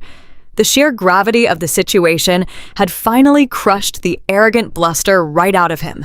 My father looked at the faces of the senior executives around the table and realized that his intimidation tactics were completely useless. The loud, aggressive corporate tyrant who had just threatened to have me thrown out of the building by security was gone. In his place was a desperate, cornered man who was watching his entire life slip through his fingers. He took a slow, shaky breath and looked at me. His shoulders slumped heavily and his face softened into an expression of deep, manufactured sorrow. It was a look I had not seen since I was a little girl. It was the face of a loving, caring father, but I knew deep down it was just another mask. He walked slowly around the edge of the heavy table. His expensive leather shoes barely made a sound on the thick carpet. He stopped a few feet away from my chair and looked down at me with tears welling in his eyes. He reached out with a trembling hand and gently placed it on the arm of my leather chair. He called me his sweet girl. His voice was thick with fake emotion. He said he knew he had made some terrible mistakes over the past few weeks. He tried to tell me that the immense pressure of running a $50 million logistics company had completely clouded his judgment and made him lose sight of what truly mattered in this world. He lowered his voice, making it sound incredibly fragile and vulnerable. He told me that family was the most important thing we had and that we were all we had left. I sat there and stared at his hand resting on my chair. I felt a wave of absolute disgust wash over my entire body. I watched as he shifted his strategy from corporate threats to deep emotional manipulation. He knew that the business logic had completely failed him, so he was pivoting to the one thing he thought would always control me: He brought up my mother. My mother had passed away when I was 19 years old. She was a kind, gentle woman who had always tried to keep the peace in our chaotic house. My father knew exactly how much I missed her, and he was perfectly willing to weaponize her memory to save his own skin. He looked deep into my eyes and let a single tear roll down his cheek. He said my mother would be absolutely heartbroken to see us fighting like this in front of strangers. He said she had raised us to be good Christians, to forgive those who wrong us, and to turn the other cheek when we are hurt. He begged me to find it in my heart to forgive him for being a foolish old man. Then he turned his attention to the real reason he was begging. He said that if I shut down the artificial intelligence routing software tomorrow morning, I would not just be hurting him or the company. I would be destroying my younger sister. He pointed a shaking finger at Trent, who was still standing in the corner of the room, weeping quietly and wiping his face with a silk pocket square. My father cried out that Chloe was fragile and that she was currently pregnant with her second child. He said they needed financial security more than anything right now. He pleaded with me to think about the innocent baby. He raised his voice just enough to make sure the entire boardroom could hear his desperate plea. He said, "Sarah, you are destroying your sister's family. You cannot do this to your own blood." I listened to his words echo off the glass walls of the boardroom. A year ago, those exact words would have completely broken me. A year ago, I would have folded immediately. I would have apologized for causing a scene, I would have handed over the software license, and I would have gone right back to my cold office to fix all of their problems. I had spent my entire adult life desperately craving this exact kind of emotional validation from him. I had spent a decade making myself incredibly small, just hoping that one day he would look at me and tell me that I mattered. But looking at him now, I felt nothing but a profound, chilling clarity. I realized he was not crying because he loved me. He was crying because he had lost absolute control of my utility. He did not see me as a daughter. He saw me as a piece of company machinery that had suddenly stopped taking orders. I did not raise my voice. I did not shed a single tear. I simply leaned forward in my chair and looked him dead in the eye. I spoke with a quiet, unyielding certainty that seemed to freeze the very air in the room. I told him that he destroyed this family the moment he decided my worth was only equal to what I could sacrifice for Chloe. I told him that blood does not give him a free pass to exploit me. The words hit him like a physical blow. He stumbled backward, pulling his hand away from my chair as if the leather had suddenly caught fire. The fake tears instantly stopped flowing. The mask of the loving, vulnerable father completely dissolved, leaving only a hollow, terrified shell of a man who realized he had entirely run out of ammunition. He looked around the boardroom for a single ounce of sympathy, but he found absolutely none. The senior executives were looking at him with utter revulsion. They had just witnessed a man try to emotionally blackmail his own daughter by using her dead mother and her unborn niece to cover up massive corporate fraud and embezzlement. It was the most pathetic display of cowardice any of them had ever seen. Vivian Hayes did not care about family drama. She cared about the survival of her investments and the integrity of the business. She stood up from her seat at the head of the table, and her presence immediately commanded the absolute attention of every single person in the room. The messy emotional chaos of the past 10 minutes evaporated entirely, replaced by a cold, clinical, and devastatingly swift corporate procedure. Vivian announced to the room that she was calling an emergency shareholder vote effective immediately. She instructed Thomas Graham, the senior corporate auditor, to take the bright red folder containing the printed emails and pass it around the mahogany table. The board members complied in total silence. They systematically read through the undeniable proof of my father's deep complicity. They read the exact emails where Richard explicitly acknowledged Trent's massive embezzlement of $400,000 from the fleet maintenance budget. They read the communications where my father plotted to fire 15 loyal warehouse workers right before the holidays. They saw the hard evidence where my father decided to slash my salary by 60% simply to quietly replace the stolen funds and hide the federal crime from the independent auditors. They looked at the country club receipts and the luxury vehicle lease documents that Trent had funded with money meant to keep our truck drivers safe on icy highways. The atmosphere in the boardroom was suffocatingly tense. There was no more yelling. There were no more fake tears or desperate pleas. There was only the quiet rustling of paper and the heavy, undeniable weight of irrefutable evidence. The board members were seasoned professionals who had spent their entire lives building and protecting corporate wealth. They understood exactly what my father had done. He had breached his fiduciary duty in the most severe way possible. He had risked the financial ruin of a $50 million logistics empire and the actual physical safety of 400 union drivers simply to protect a lazy thief who happened to be married to his favorite child. Vivian Hayes did not waste time with long speeches or dramatic reprimands. She operated with the lethal efficiency of a surgeon removing a cancerous tumor. She walked to the center of the room and laid her hands flat on the polished wood table. She stated for the official record that Richard Miller had committed gross financial negligence and had actively participated in a conspiracy to cover up felony embezzlement. She stated that Trent Harrison had committed blatant corporate fraud by funneling company assets into a fake shell corporation for personal luxury expenses. Vivian looked around the table and proposed a formal motion. She moved for the immediate termination of Richard Miller as Chief Executive Officer of Miller Freight and Logistics with Cause. She moved for the immediate termination of Trent Harrison as Director of Operations with Cause. She further moved that the corporate legal counsel be explicitly instructed to hand all documentary evidence of Trent's embezzlement directly over to the federal authorities and the local police department before the end of the current business day. She asked the board if there was a second to the motion. Thomas Graham raised his hand without a single second of hesitation. The other board members murmured their absolute agreement. Vivian then called for the final vote. She asked all those in favor of the immediate terminations to raise their hands. I sat perfectly still and watched as every single hand around that long mahogany table went up into the air. There was no debate. There was no hesitation or lingering loyalty to the man who had founded the company. The decision was completely unanimous. The vote was over in less than 60 seconds. The swiftness of the corporate execution was breathtaking compared to the years of drawn-out emotional torture I had endured in my family home. My father sank down into a nearby chair, completely defeated. He stared blankly at the wall, unable to process the fact that his entire kingdom had just been legally stripped away from him in a matter of minutes. He had built his whole life around the illusion of power and prestige, and now he was leaving with absolutely nothing.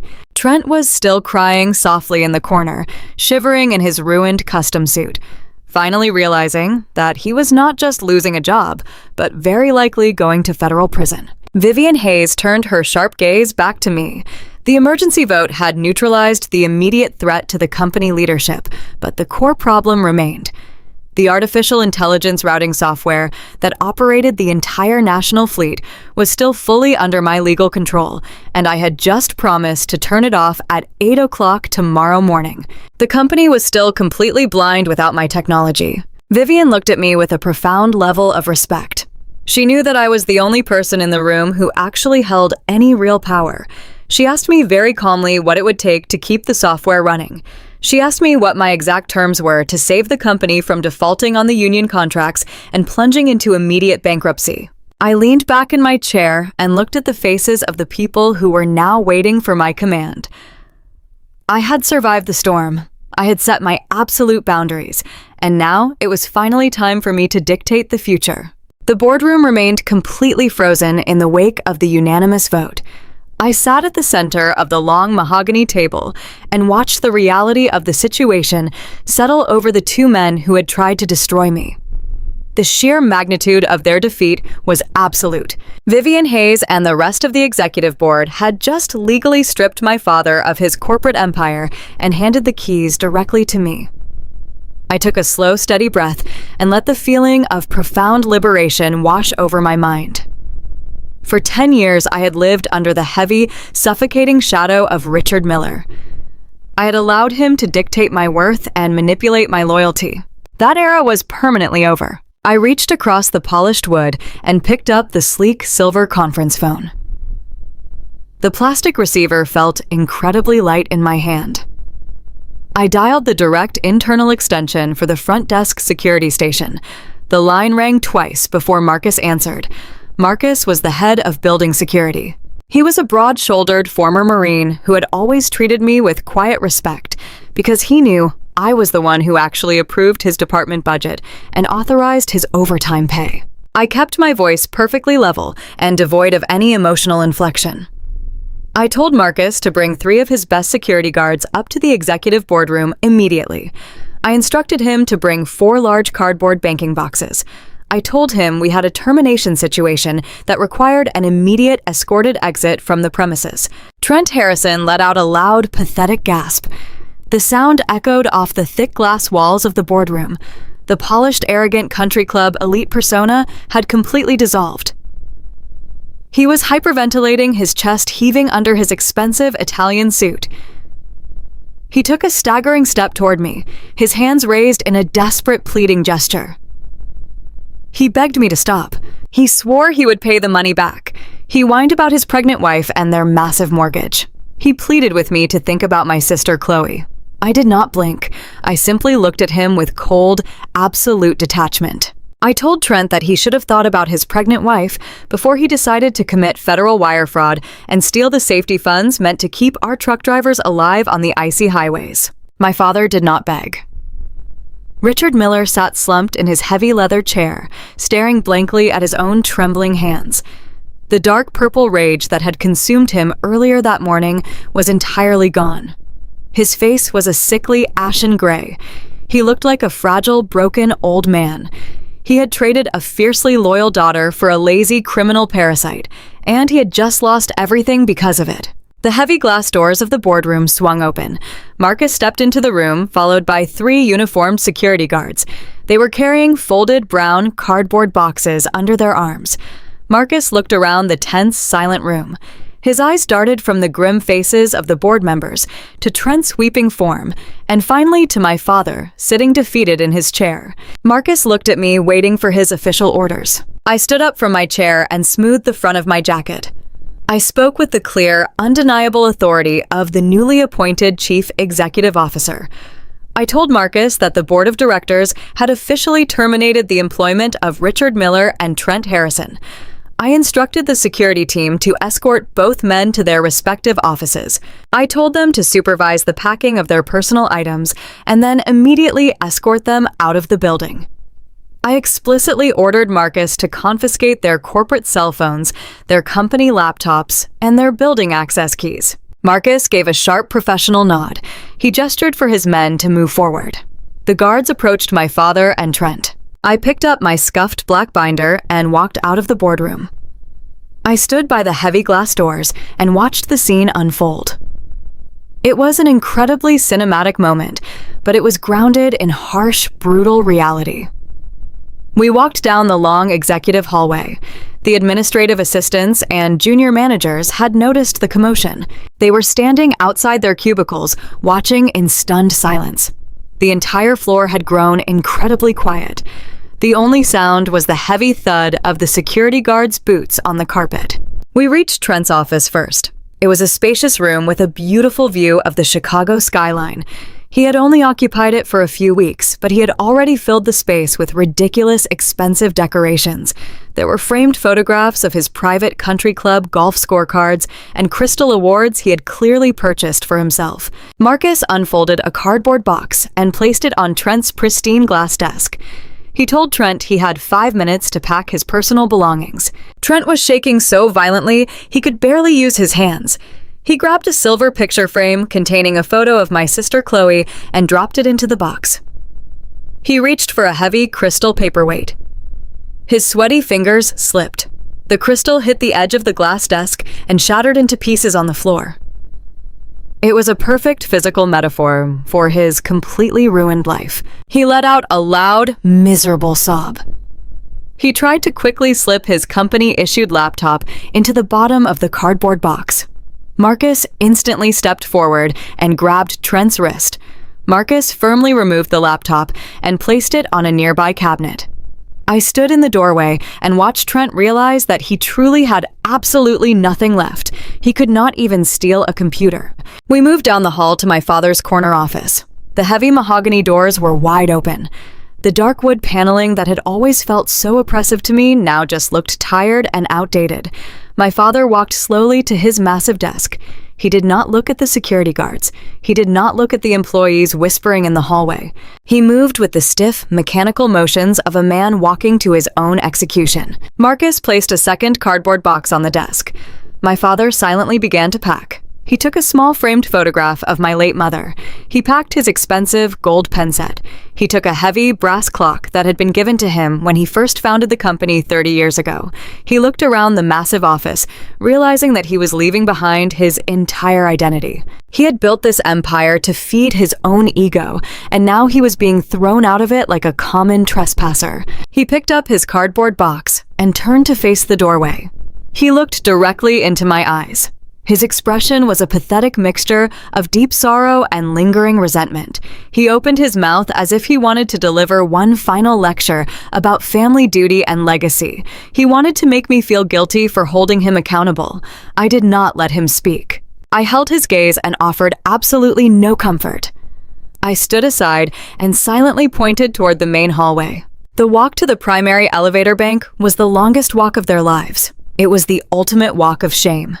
I followed behind the security team, ensuring my orders were executed perfectly. We passed through the main operations floor. Every single logistics coordinator, every dispatcher, and every supply chain analyst was standing up watching them leave. These were the honest, hardworking people my father had threatened to fire just to cover up Trent's massive embezzlement. These were the people who knew that I was the one who actually kept the trucks moving and the paychecks clearing. Nobody said a word to my father. Nobody offered him a sympathetic goodbye. The employees simply watched in cold silence as the disgraced founder of the company and his fraudulent son-in-law were marched past their desks holding cardboard boxes. They reached the elevators. The shiny steel doors slid open. My father and Trent stepped inside, surrounded by the security guards. My father looked at me one last time before the doors closed completely, cutting him off from the world he used to rule. I did not waste a single second standing in the hallway. I turned around and walked straight back to the executive boardroom. Vivian Hayes and Thomas Graham were still sitting at the table waiting for my next move. I sat down and immediately initiated a massive, unyielding legal response. I ordered Thomas to hire a premier third-party forensic accounting firm. I told him I wanted the most ruthless auditors in the city of Chicago. I wanted every single financial record from the past 12 months torn apart and analyzed under a microscope. I wanted every hidden file, every deleted email, and every fake vendor invoice dragged out into the harsh light of day. The external auditors arrived the very next morning. For 2 solid weeks, they practically lived in the conference room. They systematically tracked every single penny that had flowed through the fleet maintenance budget. They worked with cold, terrifying efficiency. They bypassed all of Trent's sloppy attempts to hide his tracks. They traced the massive wire transfers directly from our corporate accounts to the fraudulent shell corporation Trent had set up at a local post office box. When the final forensic report was placed on my desk, the reality was even worse than I had initially discovered during my all-night investigation. Trent had not just stolen $400,000 for his country club dues and the luxury vehicle lease. The auditors uncovered another $50,000 in deeply buried, misappropriated corporate credit card expenses. He had billed the company for lavish dinners, expensive hotel suites, and ridiculous designer clothing. He had treated Miller Freight like his own personal, unlimited bank account. I took the forensic report to our corporate legal counsel. We drafted an absolute ironclad demand letter. We scheduled a formal meeting and ordered Richard and Trent to return to the building. They arrived on a rainy Tuesday afternoon, accompanied by a nervous-looking defense attorney. We did not meet in the comfortable executive boardroom. I purposefully scheduled the meeting in a small windowless conference room on the lower level of the building. I sat on one side of the cheap table with my corporate lawyers. My father and Trent sat on the other side. Trent looked like he had not slept in 3 weeks. His skin was sallow and he was shaking constantly. He did not wear a custom Italian suit. He wore a wrinkled button-down shirt. My father sat stiffly beside him, looking aged and completely hollowed out. I did not offer them coffee. I did not engage in any polite small talk.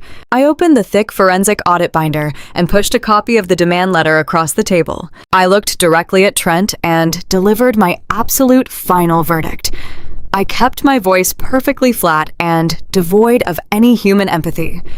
I told Trent that the audit had officially confirmed his theft at exactly $450,000. I told him that he had exactly 60 days to repay every single stolen penny. I leaned forward, resting my arms on the table. I explained the consequences of failure with brutal, specific clarity. I stated that if the full amount was not wired into the company escrow account by 5 p.m. on the 60th day, we would immediately hand the entire forensic audit directly over to the federal prosecutor. I promised him that we would press maximum criminal charges for felony wire fraud, corporate embezzlement, and gross financial misconduct. I watched Trent's eyes widen in sheer terror. I told him that federal judges do not look kindly on wealthy, entitled men who steal safety funds from working-class truck drivers. I told him that if he did not pay the money back, he would absolutely go to a federal penitentiary and he would miss the birth of his second child. Trent completely broke down. He buried his face in his hands and sobbed openly right there at the table. He cried out that he was broke. He admitted that he had no savings and no investments. He had spent every single stolen dollar maintaining the ridiculous illusion of immense wealth. He had zero liquid assets. He could not even afford to pay his own defense attorney. The heavy, crushing silence returned to the small room. The terrible reality of the situation finally settled squarely onto the shoulders of the only man left who could possibly fix it. I turned my gaze away from Trent and looked directly at my father. Richard Miller realized exactly what was happening.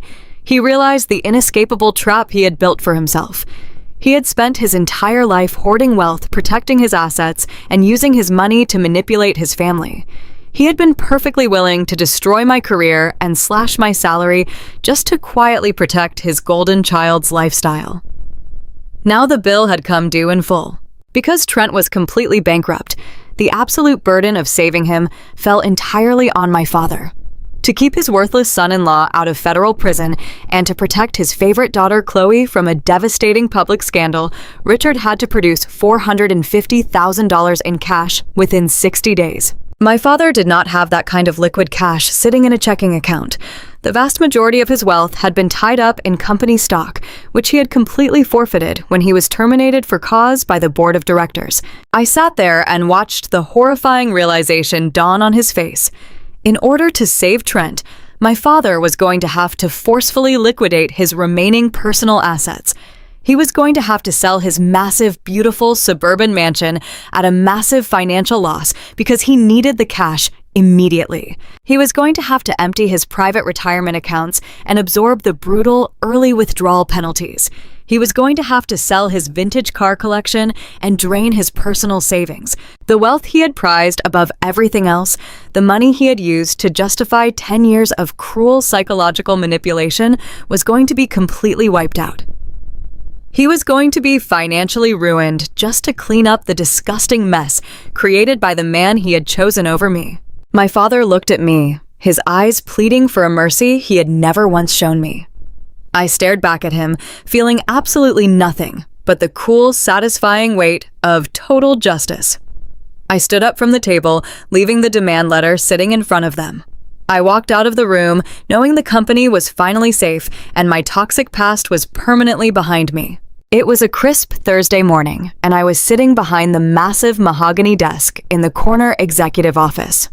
The same office where my father had tried to destroy my life just a few days ago. The Chicago skyline stretched out before me, bathed in bright golden sunlight. For the first time in 10 years, my shoulders did not ache with the heavy burden of unappreciated labor. I was the chief executive officer of Miller Freight and Logistics. I had earned this room.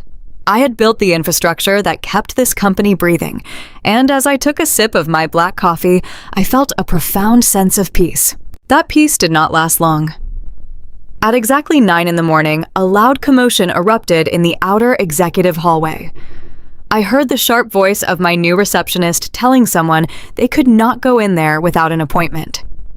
I heard the heavy footsteps of someone marching across the hardwood floor, completely ignoring corporate protocol. The heavy glass and oak doors of my office swung open with such violent force they banged against the wall. Standing in the doorway was my younger sister, Chloe. I had not seen Chloe since the day my father tried to force me into taking a 60% pay cut to fund her lavish lifestyle. She was usually the picture of absolute suburban perfection. She usually looked like she had just stepped out of a luxury lifestyle magazine with perfect blonde hair, flawless makeup, and expensive designer clothing. But the woman standing in my office today looked entirely unhinged. Her blonde hair was a messy knot at the back of her head. Her expensive cashmere sweater was wrinkled and buttoned incorrectly. Her face was flushed a blotchy red, and her eyes were swollen from crying. She was holding a stack of crumpled papers in her shaking hand.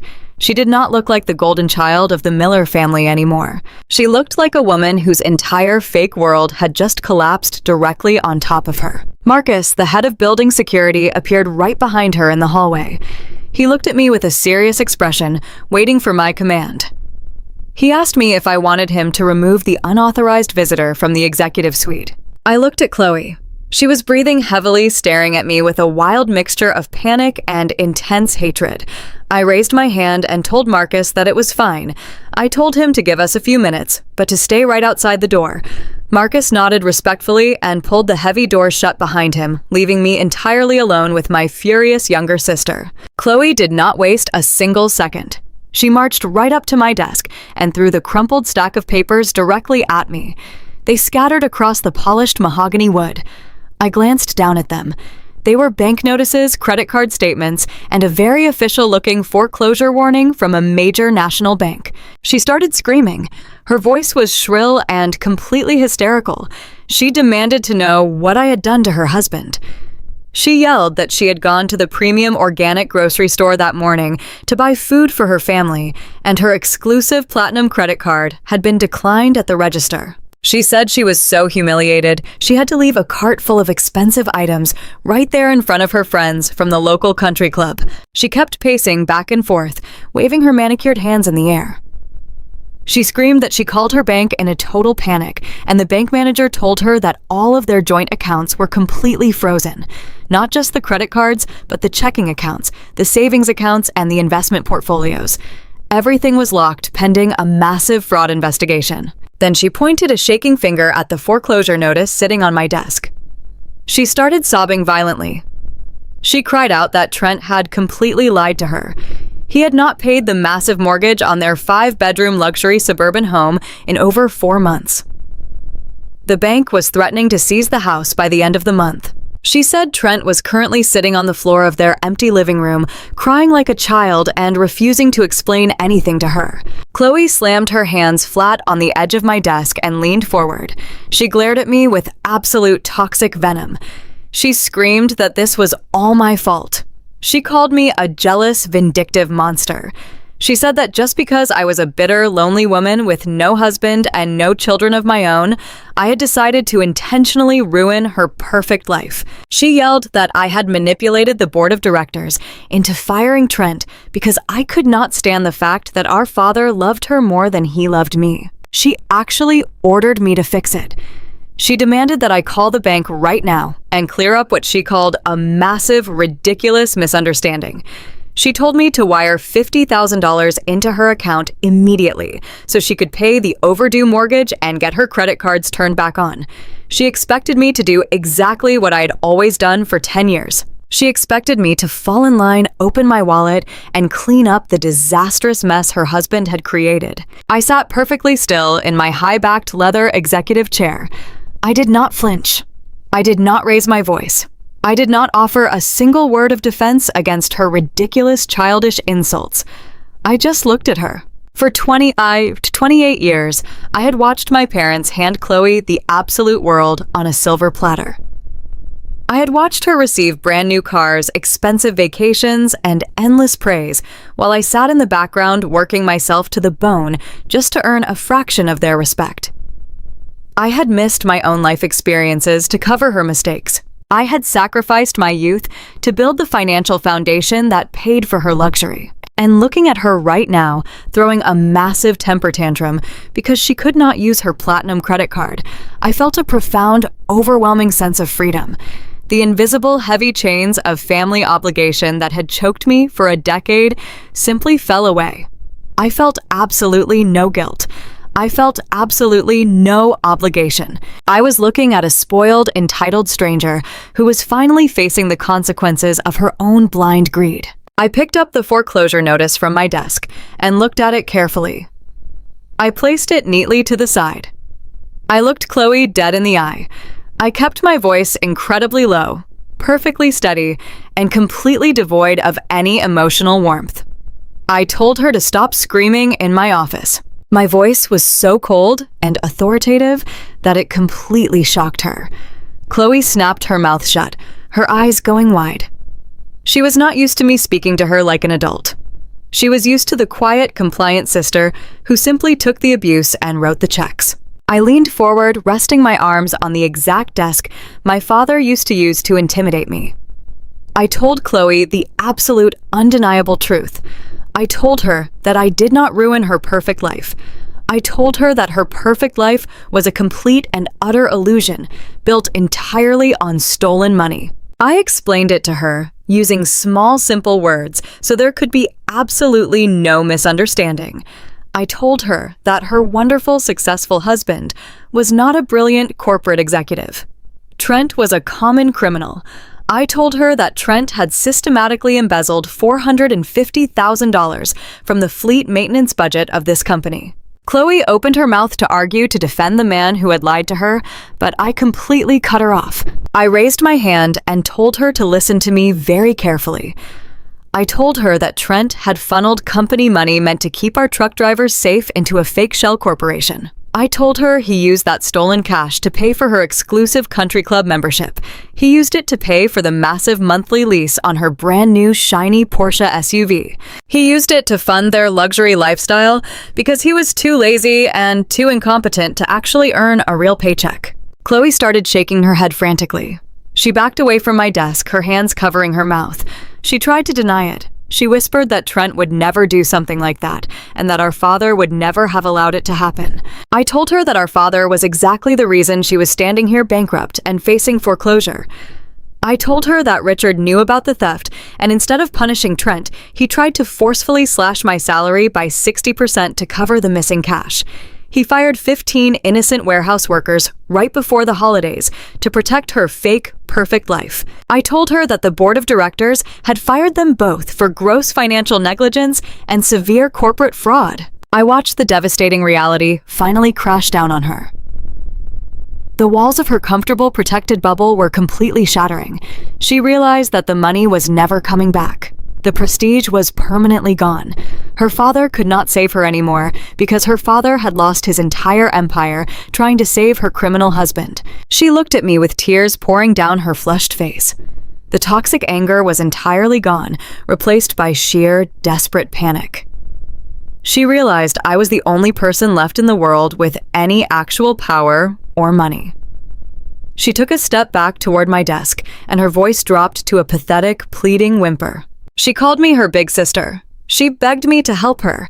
She said she was pregnant and scared and that she was going to lose her beautiful house. She pleaded with me to just give her a small loan to tide them over until Trent could find a new job. She promised they would pay me back. She tried to use the exact same emotional manipulation our father had tried in the boardroom just a few days ago. She told me that family takes care of family. I looked at the woman who had happily watched me suffer for years while she enjoyed the spoils of my labor.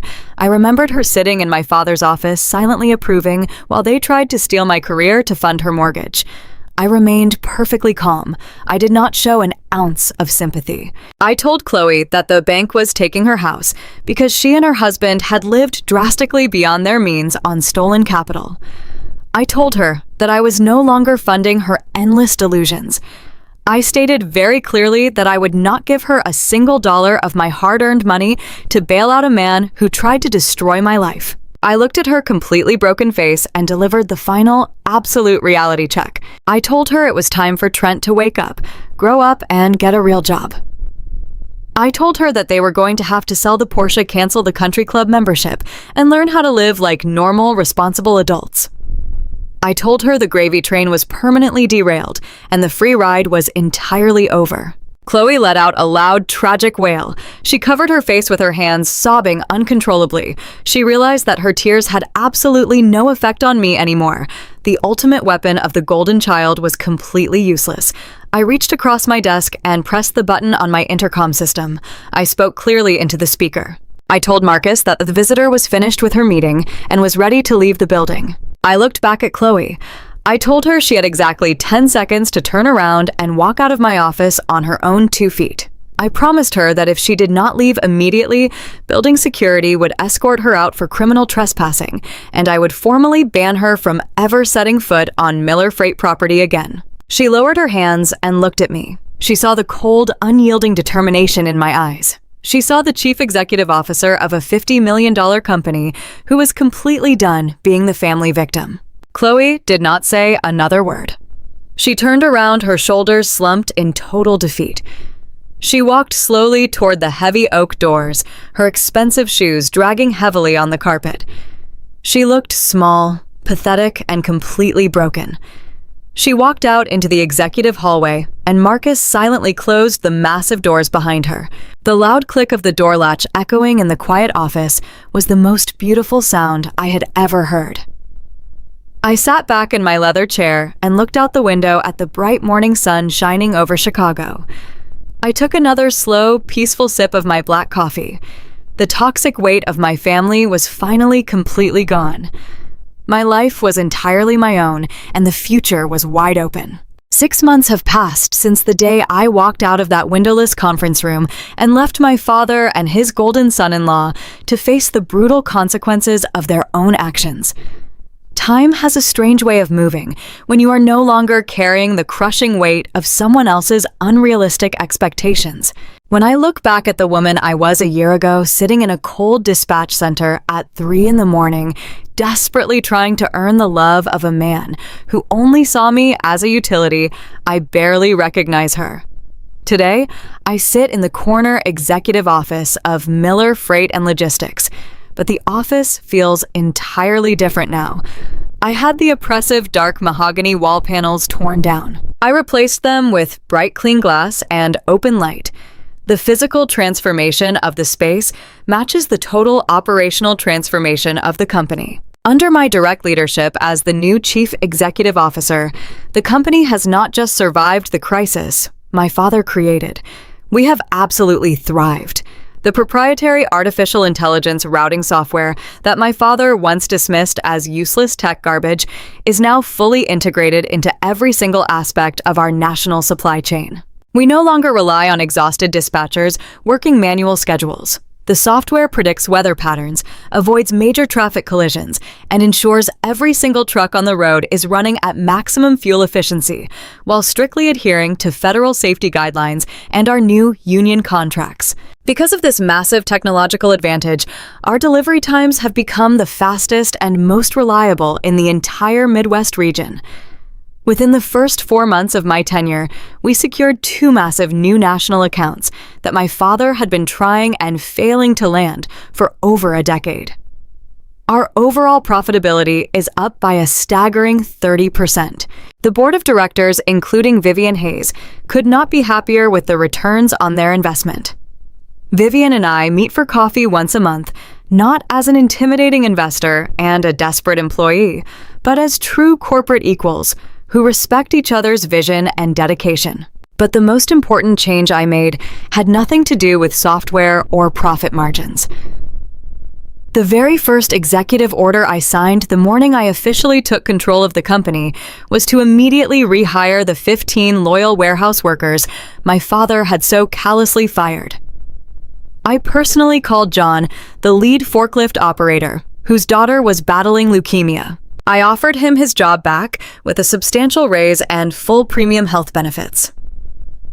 I stood in the main warehouse and looked those men and women in the eyes and promised them that as long as I was sitting in the corner office, their livelihoods would never again be sacrificed to cover up executive greed. The culture of fear and intimidation that Richard Miller built is completely gone. In its place is a culture of mutual respect and shared success. While my life has expanded into something beautiful and fulfilling, the lives of the people who tried to destroy me have shrunk into a small, bitter reality. The universe has a very reliable way of balancing the scales when you finally stop interfering and let toxic people face the natural consequences of their own horrible choices. My father no longer lives in the massive, luxurious suburban mansion he prized above all else. When the board of directors terminated him for cause and stripped him of his executive salary, he lost the primary income stream that funded his extravagant lifestyle. To keep Trent out of a federal penitentiary and avoid a massive public trial that would have permanently destroyed the family name, my father was forced to completely liquidate his remaining personal assets. He sold his beautiful home at a massive financial loss because he needed the cash immediately to satisfy the demands of the forensic auditors. He drained his retirement accounts. He sold his collection of vintage cars. The vast fortune he spent 30 years building the wealth he used to control and manipulate me is entirely gone. Today, Richard Miller lives in a cramped 2-bedroom rental apartment on the extreme outskirts of the city. He lives there with Chloe and Trent and their 2 children. He no longer spends his afternoons drinking expensive scotch at the private country club. His wealthy friends, the men who used to clap him on the shoulder and praise his business acumen, completely abandoned him the moment the rumors of the embezzlement scandal began to circulate through the Chicago financial district. He sits in a small living room with cheap rented furniture, surrounded by the very people he destroyed his own empire to protect. I imagine the resentment in that tiny apartment is absolutely suffocating. Trent Harrison, the man who strutted into my office in a custom-tailored Italian suit and tried to order me to pick up his dry cleaning, is currently experiencing the harsh, unforgiving reality of the actual working class. As part of his strict restitution agreement, Trent avoided federal prison time, but he is legally obligated to repay every single penny of the $450,000 he embezzled from the company fleet maintenance budget. Because he has absolutely zero marketable skills and a completely destroyed professional reputation, he could not find a job in management or marketing. Trent now works a grueling entry-level sales job at a low-tier regional call center. He sits in a tiny gray cubicle for 10 hours a day, wearing cheap polyester shirts, making cold calls to angry strangers who constantly hang up on him. His wages are heavily garnished to satisfy the court-ordered restitution payments. There are no more long lunches at high-end steakhouses. There are no more premium golf outings with regional managers. There is only the endless crushing grind of a minimum wage job he despises. He is finally learning exactly how hard the real world is when you are not actively stealing the fruits of someone else's exhausting labor. And then there is my younger sister, Chloe, the golden child who spent her entire life believing she was inherently entitled to a life of effortless luxury simply for existing. Chloe lost the shiny new Porsche SUV the moment the auditors uncovered the fraudulent lease payments. She lost her platinum credit cards and her endless shopping sprees at premium organic grocery stores. For the first time in her 28 years on this earth, she is being forced to look at a budget. She has to clip coupons, check price tags, and actually parent her own children without the help of expensive full-time nannies. Occasionally, they still try to reach out to me. Every few weeks, my phone will silently intercept a long, rambling text message from Chloe or my father. They never apologize for the theft or the betrayal. They never take true accountability for trying to ruin my life and my career. Instead, they rely on the exact same manipulative tactics they used for a decade. They send messages filled with guilt trips about family duty and Christian forgiveness. They talk about how much the children miss their Aunt Sarah. They talk about how my mother would be so disappointed in my cold behavior. They try to play the tragic victims of a cruel corporate misunderstanding, hoping they can find a weak spot in my armor and crawl back into my bank account. But I never read those messages. Long ago, I set up a filter on my phone that automatically routes their numbers directly into a hidden blocked folder. I do not reply. I do not engage. I do not feel even a tiny fraction of guilt. I learned the hardest lesson a daughter can ever learn. You cannot save people who are absolutely determined to drown, and if you let them, they will happily pull you under the water with them just to have something to stand on. I gave them 10 years of my life. I gave them my youth, my energy, and my blind devotion. They took every single drop and demanded more. I owe them absolutely nothing. In my personal life, the quiet is what I cherish the most. I no longer flinch when my phone rings. I no longer spend my weekends anxiously checking emails, waiting for the next artificial disaster to drop onto my desk. Instead, I spend my free time exactly how I want to spend it. I have started a mentorship program for young women entering the corporate logistics and technology fields. I meet with them and I teach them how to negotiate their salaries, how to protect their intellectual property, and most importantly, how to recognize their own intrinsic value in rooms full of men who will try to diminish them. Sharing my experiences and helping these brilliant young women build their confidence has healed the remaining bruised parts of my heart faster than anything else ever could. I look at them and I see the terrified, unsure girl I used to be, and I feel an immense pride knowing I can help them avoid the traps I fell into. This evening, I walked out of the heavy glass doors of the Miller Freight and Logistics headquarters. The air was crisp and cool, carrying the sharp, familiar scent of a Chicago autumn. The sun was just beginning to set, painting the sky over the city in brilliant shades of deep orange and soft purple. I nodded goodnight to the security team in the lobby. They smiled and wished me a wonderful weekend. I walked out into the executive parking garage and unlocked my car. It is not a flashy luxury vehicle bought with stolen corporate funds. It is a reliable, comfortable car that I paid for entirely with my own honest, hard-earned money. I sat in the driver's seat and gripped the steering wheel, letting the quiet peace of the evening settle over me. I rolled down the window and listened to the distant hum of the city traffic. I thought about the heavy, suffocating weight I used to carry in my chest every single day. I used to wake up every morning with a tight, anxious knot in my stomach, wondering what crisis I would have to solve to keep my father happy. I used to go to sleep every night feeling empty and completely unvalued, wondering why my best efforts were never quite enough to earn a simple thank you. That weight is completely gone. It vanished the moment I stopped trying to prove my worth to people who were entirely determined to misunderstand me. I put the car in drive and pulled out of the parking garage, merging smoothly into the steady flow of evening traffic. I drove toward my apartment, not a cramped room filled with stress and family drama, but a beautiful, quiet space filled only with the things I love and the peace I fiercely protect. I watched the city lights begin to flicker on, reflecting off the dark surface of the river. I felt a deep, profound sense of gratitude, not just for my career or my financial security, but for the absolute strength it took to walk away from the people who hurt me. It took me 32 years and a catastrophic family betrayal to finally understand the truth about love and boundaries. True family does not view you as a convenient utility. True love does not ask you to destroy your own future to fund someone else's comfort. Setting firm boundaries with toxic people is not an act of cruelty or revenge. It is an act of fundamental survival. It is the necessary process of clearing the poisonous weeds out of your garden so you can finally have the space to grow into the person you were always meant to be. I am no longer the exhausted, compliant daughter hiding in the background fixing everyone else's terrible mistakes. I am a successful, independent woman who built an empire with her own brilliant mind and her own unbreakable spirit.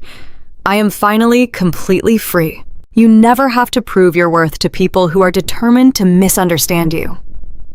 Setting boundaries isn't cruel. It is survival.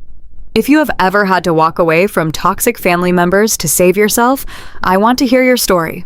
Drop a comment below and let me know how you found your freedom. Where are you watching from right now, and what time is it? Do not forget to hit that like button, subscribe, and turn on notifications for more stories about claiming your power. You deserve to be valued. See you next time.